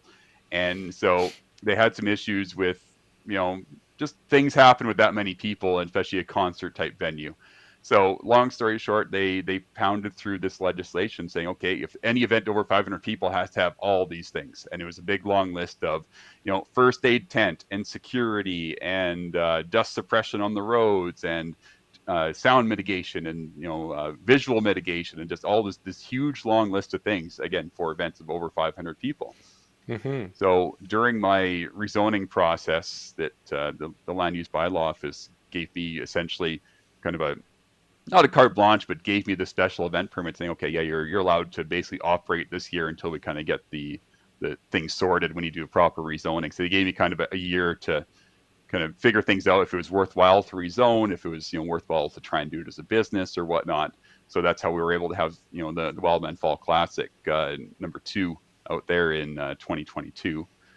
And so this year I said, okay, well, we're skipping ahead a bit, but I'll backtrack. So this year went to apply for this license again, and well within the time frame of have to be at least 90 days before the event, which I did. It took them 5 weeks to get back to me. Eventually talked to one of the head honchos in the county, And he basically said, well, you can't have this event license because it's only for events of over 500 people, and you're expecting, about 70 or 80 people at most. We can't give you this license. So I said, okay, so I'm just allowed to have my event? He said, well, no, because then it falls under the land use bylaw policy, and that's because you're agriculture, you're not allowed to have this thing. So I said, okay, so what's your event permitting like for events of under 500 people? Well, we don't really have one. Oh. What do you mean you don't have one? Like, well, so his solution was that I should present to council to kind of help shape the land use bylaw policy in the county to be able to have, smaller size events. So long story short, I didn't really get into all of this to shape the land use bylaw policy of Sturgeon County, but just opening up a disc golf course here, right? I want to have some buddies. We just want to fling some frisbees in the forest. Yeah. To me, it's no different than, walking trails, but it's walking, you're hiking with a purpose. That's really what it is. So It's kind of this weird dead zone of, talking to the land use bylaw office and other people at the county. Basically, they open up their binder and they go, okay, well, it's not really a golf course, but it's not really like a nature preserve. So they don't have a nice cookie cutter, clean section in their bylaws and in their tool belt to be able to figure out how to make it work. So it kind of does fall on me to kind of recreate the wheel and create or help guide them in the process of, we want to have these things, like, how do we get there? So again, I didn't get into this to, shape the land use bylaw policy of the county, but it might be something that has to happen. Might be part of what I have to do. And again, I'm all in on at this point. So we're just going to keep going down that road wherever it takes us, as hard as it takes, and the time and effort, and whether it involves a rezoning or not. But so we'll rewind a bit. So we'll talk about the rezoning. So I did a rezoning bid in 2023, and it's a very long, arduous, black box type of thing. Where you send in these documents and kind of, there's not really a lot of discussion back and forth, at least not my understanding of the way things went. But again, I'm not a land developer. I'm just a guy who likes disc golf, that has property, that wants to bring other people out to have fun throwing frisbees in the forest. So I went into it just, bright-eyed and bushy-tailed, and this will be no problem, this and that. And the bylaw office they were helpful, but also they didn't seem like there'd be any sort of backlash or any sort of major hurdles. And then we kind of slammed into a wall of just a bunch of people showed up saying they didn't really understand what it was, but they weren't well informed about what it was. And it's, I did some open houses and things, but most of them did not attend to figure out what it was. They were kind of relying on the county to relay information to them, which they kind of didn't do. So there's a lot of just misinformation. There's a lot of just flat out wrong information that was out there. I still think even by the time we got to the council actually voting on what we're doing, I think there's still misunderstandings of what disc golf is, what I wanted to do with the property, what kind of impact it would have on neighbors, what kind of positive impact it would have on the local community. And so long story short, we ended up losing that rezoning vote to 4-3. It was tight. So initially we started for recreation zoning, which was kind of, the catch-all for if you want to have, a campground, or you want to have a shooting range or a paintball range, or, a driving range for ball golf. It's all kind of just recreation is kind of the blanket catch-all. And some of the neighbors and some other people had some issues with, well, if Matt gets this recreation zoning, then he could decide just, I'm going to open this big campground. And if you get the right permitting and the right, check the boxes and do the stuff, you can just have a full-on campground in that whole area. Or you could just open a shooting range with basically no more input from the public. Right, so I said, yep, that's totally fair. So I worked with the land use bylaw office to say, okay, well, if we're not going to do it rec, what other options are there? So they kind of drew up on the fly, kind of mid-process in this rezoning, a direct control district, which instead of just a cookie cutter, recreation zoning or commercial or industrial, it's okay, we'll create a custom zoning for your parcel of land and kind of give it certain permissions and certain permitted uses and other uses you have to apply or get some more input from the land use bylaw office on. And again, making it on the fly wasn't a great solution, and I probably should have fought a little better against it. But that's with the hindsight of knowing how things worked in the county and how the vote went and all that. So we tried this direct control district, which basically would have allowed for, disc golf facility and, and other things on the property, but didn't list specifically things like, shooting range and campground.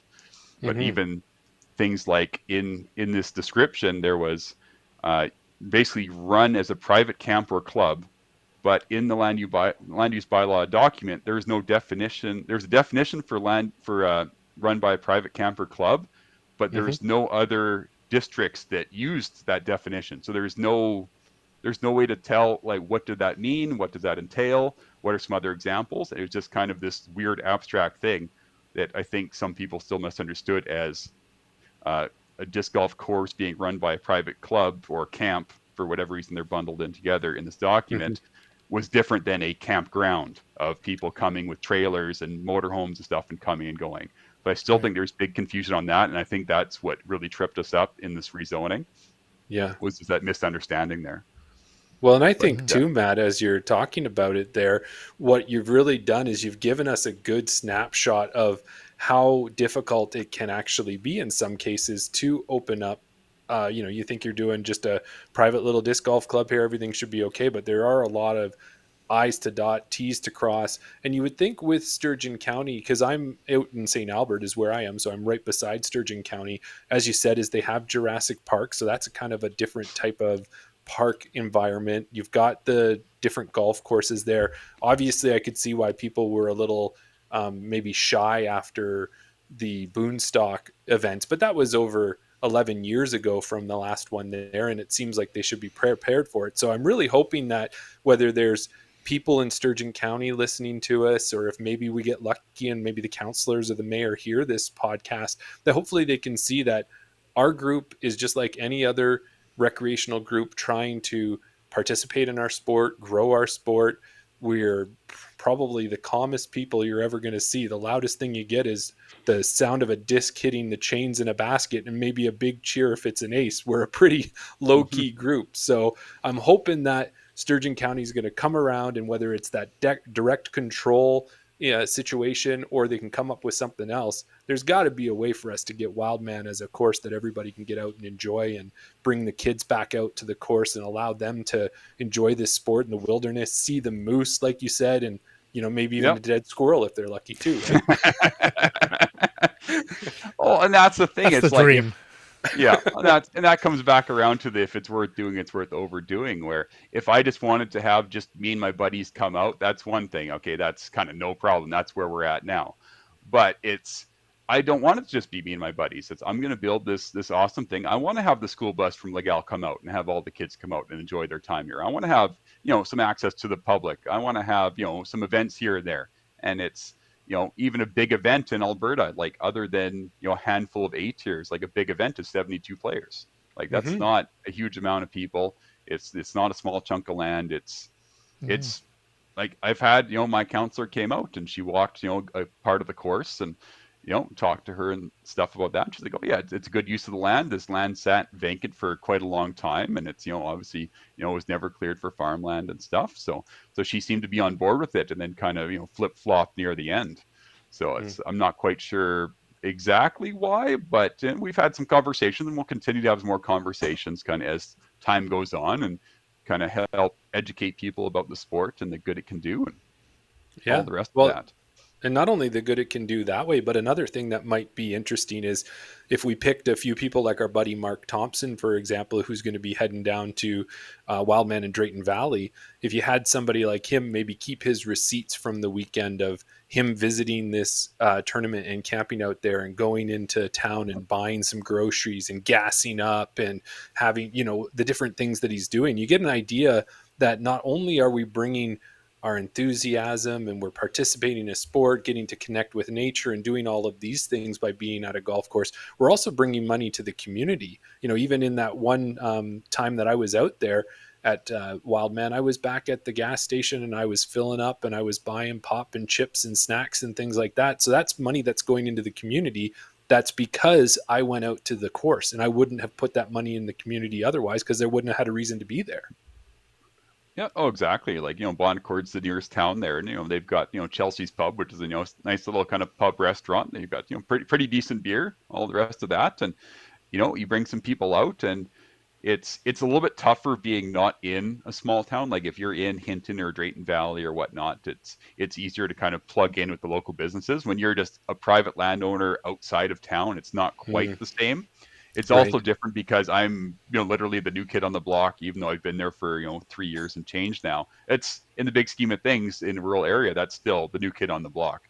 They don't know me. I don't have a family history of kind of being in the area and that, and they don't know me from Tom or Jack or whoever else. So, maybe to them it did feel like I was coming in here. It's like, oh, I'm going to build this big, this big event thing. And it's another part of in Sturgeon County that there's been not really a rash, but there's been some people that have been buying rural properties that have, big barns and stuff and converting them into wedding venues.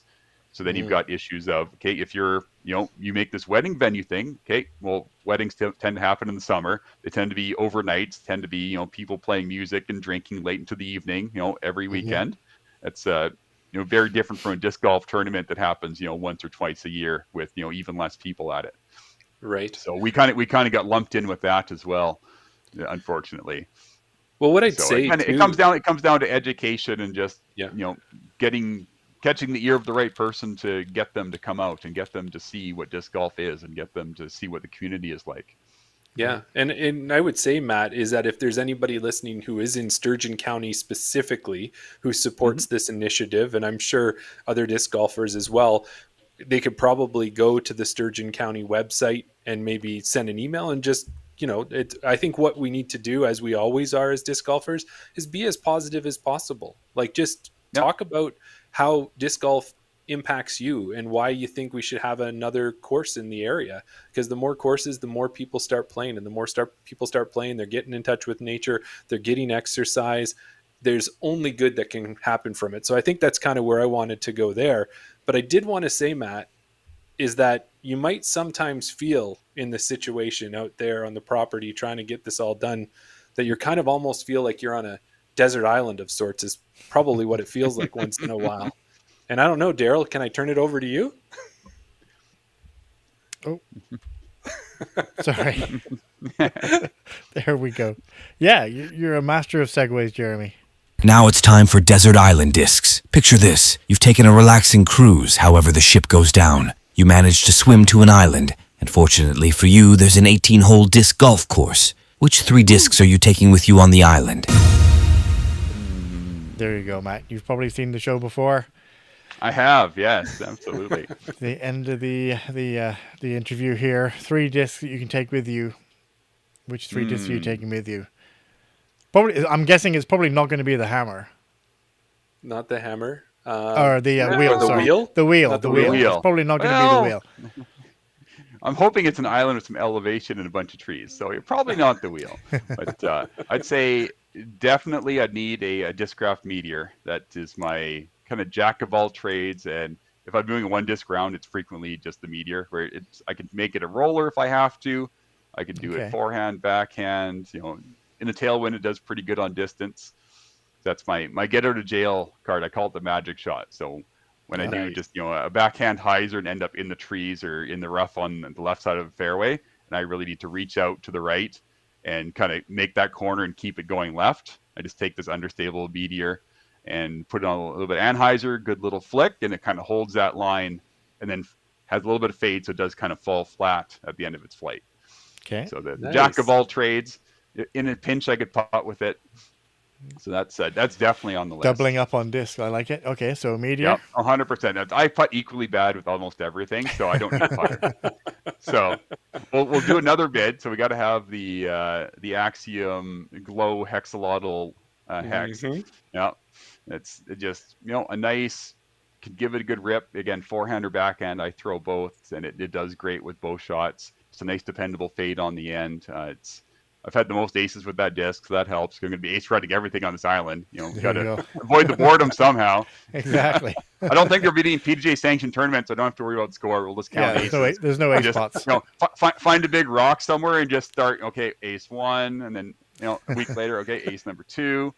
And then they'll find me like, oh, he was there this many days. Like, didn't he get lost like 50 years ago? Why is there only like 8 notches on this rock? Yeah, But, I wasn't counting the days or the years. That was just number of aces. That's awesome. I love it. and the final disc. The final disc. I'm not too familiar with the Meteor, and I know the Hexalotl is obviously a staple of 5-speed mid range. But what's the Meteor? I think that's Meteor's like kind of in that understable same mid. Yeah, like 5.4 minus 3.1. Right. So it's okay. pretty flippy. So we've got an understable. Understable and a slightly stable, mid. But the Meteor is great because I could throw it on a good bit of hyzer and it'll flip up and basically go flat. Yeah, totally utility disc.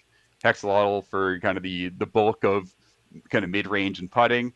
Yeah. And so I probably need a driver of some sort, which for me is typically a Star Wraith is probably what I'd end up with. Yeah. Okay.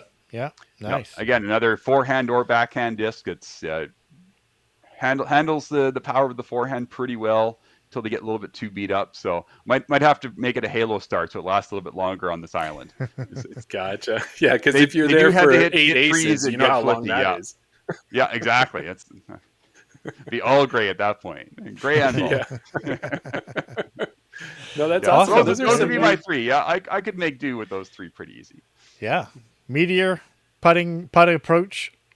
Yep. Hexalotl. Yep. Glow Hexalotl. Putt approach. Yeah, glow Hexalotl. Yeah. And if there's nothing else to do, you'll probably have to play at night. So do I get to carry a little UV flashlight for the evenings? Hopefully I brought that with me on my boat. That's your bonus item. Bonus item. There you go. And nice. Star Wraith or Halo Star Wraith. Interesting. Yeah. I like it. No, that's awesome. No brand loyalty either. Yeah. Yeah, that's it. You're able to spread the love across the different manufacturers. Yep, exactly. I am not partial to any particular brand. Like there's some brands I like, certain discs, like the Discraft mids I like. Like Buzz is a great disc too. But the Hex coupled with the Meteor I think would be a better mix than a Buzz and a Meteor. But nice. Not partial to any particular brand. I'll throw just about anything, or at least try just about everything. There you go. Awesome. Well, Matt, you've given us so much great information about everything that Wildman's doing, and we appreciate it. And I hope everybody else has a better idea. You're just not a guy selling discs on a Thursday. There's so much more to what's going on and what's happening with everything that you're part of. But we do want to give you a chance here at the end. Is there anything that maybe we didn't cover or something else that you might want to mention? So kind of back to the property. So we've basically got, 18-ish playable holes. We actually have a few more that would require some mowing that we can kind of bring back into circulation. But so of the 40-ish acres of the wooded area and a small back meadow, we've probably for the current course have used 16, maybe 17 acres of that. And so it's quite wild up and down hills. So a lot of kind of manual labor type stuff. And the south part of that wooded area is significantly larger, but I'm going to go for a little bit more of a Drayton Valley kind of style. Probably not the same width of fairways, but at least have wider fairways, longer holes. So it will play quite a bit different from the current 18 hole on the property. Yeah, I'm excited for that. Oh, absolutely. It's been planned on paper, but there still needs to be more walking and a whole bunch more work. But there'll be some mulching at some point. But no, that is 100% will be in the works. Awesome. So just more things to be excited about, and it makes no sense to have 2 of kind of the same course on a property. Yeah. And again, back to Aspen Meadows, where it's the west was the original, where it's tend to be a little bit shorter holes, like some easier, shorter wooded holes, and some not really bomber, but like some good open holes. And then you get to the east, and it's like there's some proper wooded bombers, there's some very technical shots, and they play quite a bit different from each other. One harder than the other, which not necessarily you have to make one harder, just they should play different, in my opinion. If someone wants to drive out and come play, that you got to give them 2 good options. And on the current course, the plan is to have red level tee pads for the newer players, younger players, white level tee pads for kind of the intermediates, and then blue level pads for kind of the professionals and the upper tier amateur players. Then on the next course, we'll probably just end up with white and blue tee pads, but we can always just stake out a spot for the red tee pads. I also want to do it the same way. If you've ever been to the Fort Mac wooded course, the newish one, it's about 2 years old in town. Yeah. So what they've done there is essentially every hole has a blue tee pad and a white tee pad in kind of different spots, and then the fairways typically kind of cross over, and then there's a white and a blue basket in different spots. So essentially each hole has blue tee pad to blue tee pad to white, and then white tee pad to blue and white tee pad to white. So it's kind of 4 holes in one. And there's a couple holes where the white tee pad actually plays harder than the blue tee pad, just the way that things worked out, or depending on if you're a forehand or backhand dominant player. So that's another thing I'm looking at doing for the next course is kind of, I've got enough acres where I could easily pound in, 21, 22, 24 holes, depending on how short they are. But I think it makes more sense to have a more future-proofed alternative baskets, alternative tee pads, which aren't necessarily harder or easier, but just it will play different from each other on each individual hole.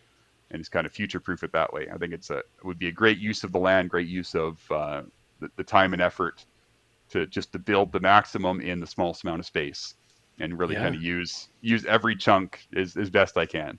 Yeah. It feels like a lot of land, but it takes about an acre per hole to make kind of a pretty good course. So with those 40 wooded acres plus the meadow in the back, like in theory, it's kind of 40 good holes.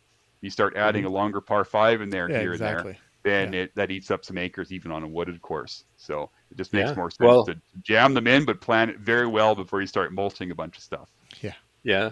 Well, Matt, I would say that let's hope that the county can get something figured out for you guys so that Wildman can be open. I would say to other people as well, you'll put out posts, follow you on Facebook, follow what you're putting out there. There's opportunities sometime for work bees. I've seen that come up. There's also probably, if there's ways that people can support you, you're going to put that out there and different ways to help move us towards that goal. But we're looking 100%. Forward to it. And the next time you got an invite for us, let us know. We'll be happy to come out and see what you're doing out there. But we appreciate you coming on tonight, and it was awesome talking with you. Thanks a lot, Matt. Yeah, absolutely. Thanks so much, guys, for having me on. Awesome. Okay. No problem. Thanks, Matt. See you later, buddy. See ya. Daryl, I'm telling you, Matt is involved in so many different things, and I don't think people really knew that. Like, I think they see the tip of the iceberg and say, oh, yeah, there's this guy Wildman out there selling discs. But no, this guy is doing everything. He's working with communities. He's built a disc golf course. He's selling discs. He's organizing events. He's supporting leagues. He's doing everything. And I'm really happy that we have someone doing all of that in our community. Yeah, absolutely. I mean, he definitely lives by his own mantra of if it's worth doing, it's worth overdoing.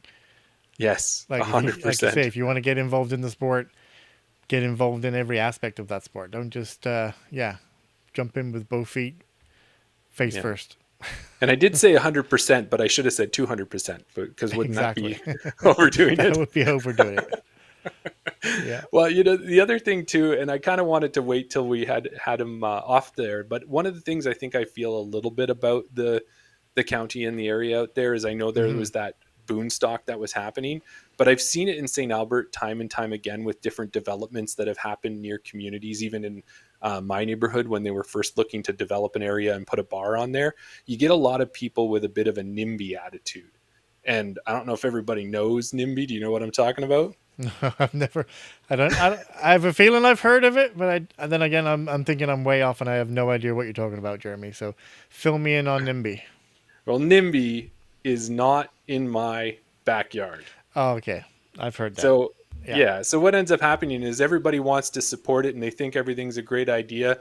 And then when it's next to them or beside them or in their area, they don't want it. Yeah. And I think there might be a little bit of that going on in the county. And what I really hope too is, I don't know if the neighbors listen or anything like that. And if that's the way they feel, it's one of those things that listen to us talking tonight. Get a chance to meet us. Like, we're disc golfers. We don't have amps and we don't have electric guitars, and we're not causing trouble. We're not ripping around on quads. We're throwing discs at baskets and enjoying the outdoors. Yeah. And like we said before, most of us, if we get a chance, we're volunteering out on events. We're picking up garbage. We're keeping the courses clean. We're not out there dumping garbage everywhere. You're not going to see, beer cans and all that strewn down the side of the highway and down the roads and things like that. Like, we're responsible. We're out there for a good time. Like Matt said, and everybody else has said it before, disc golfing is just a hike, throwing discs, right? We're outside. We're enjoying nature. We're just hiking with a purpose. We're throwing discs into a basket. That's all it is. I think I have heard of NIMBY before. Now you mention it, but it's the association that I have with that is with like landfills and like things that have negative context, right? Everybody needs a landfill, but they just don't want it in their backyard. They want it somewhere else, right? Nobody wants it in their backyard, like you mentioned. But grouping disc golf in the same category as landfill or any of those other categories you couldn't be farther from the truth. Exactly. Yeah. Yeah. And even to go with that too, is I know, like we were talking about, Sturgeon County has so many unique uses of their land. Have you been to Jurassic Forest? Did you ever go out there with your kids at all? No, I didn't. I know I've driven past it, but no, I've never been out there. So what it is it's a walking path area where there's a bunch of wooden paths with animatronic dinosaurs everywhere. Right. And they're growling and they're roaring, they're doing things. I'm like, I think that's the only place in the area in Alberta that actually has something like that. So Sturgeon County figured out a way to zone whatever you had to zone for dinosaur land. Yeah. Exactly. Yeah. So I'm sure they've got it. They'll figure it out, right? They're going to get maybe these types of things will help them with it, but I hope so. Yeah. I mean, I don't want to downplay it or use the wrong terminology, but in this situation, I think common sense is going to prevail. Yes. Like eventually everyone's just going to realize that we're just out there having fun. We're not causing any issues. Most of the time, you wouldn't even know we're there. No. And when I say too with this is when you've got 100 or hundreds of reasonable people trying to approach something as opposed to one loud naysayer who's never going to be happy. I hope that the hundreds of reasonable people do succeed because that's really what it should be. Right. Yeah. Absolutely. So thanks to Matt for coming on. That was awesome. And if you guys like what you heard, you want to hear more stuff like this, what do we always say? Be sure to subscribe. Yeah, like, subscribe, follow, comment, tag people. I don't know. Have we covered everything you can do in social media? I feel really old when I start listing those stuff off. Share. You didn't mention share. Yeah, share. There you go. Yeah, share it as well. Yeah, we Daryl, appreciate it.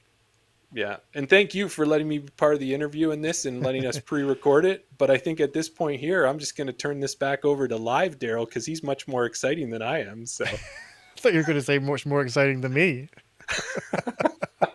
Yeah, live Daryl's always better than pre-recorded Daryl, right? Yeah. Pre-recorded Daryl is not feeling good right now, but he'll explain that tomorrow. Yeah. Okay. Take it away. Thanks a lot, everybody. We'll see you later. Okay, I don't know how to stop. Oh my God. Oh, end live session would be the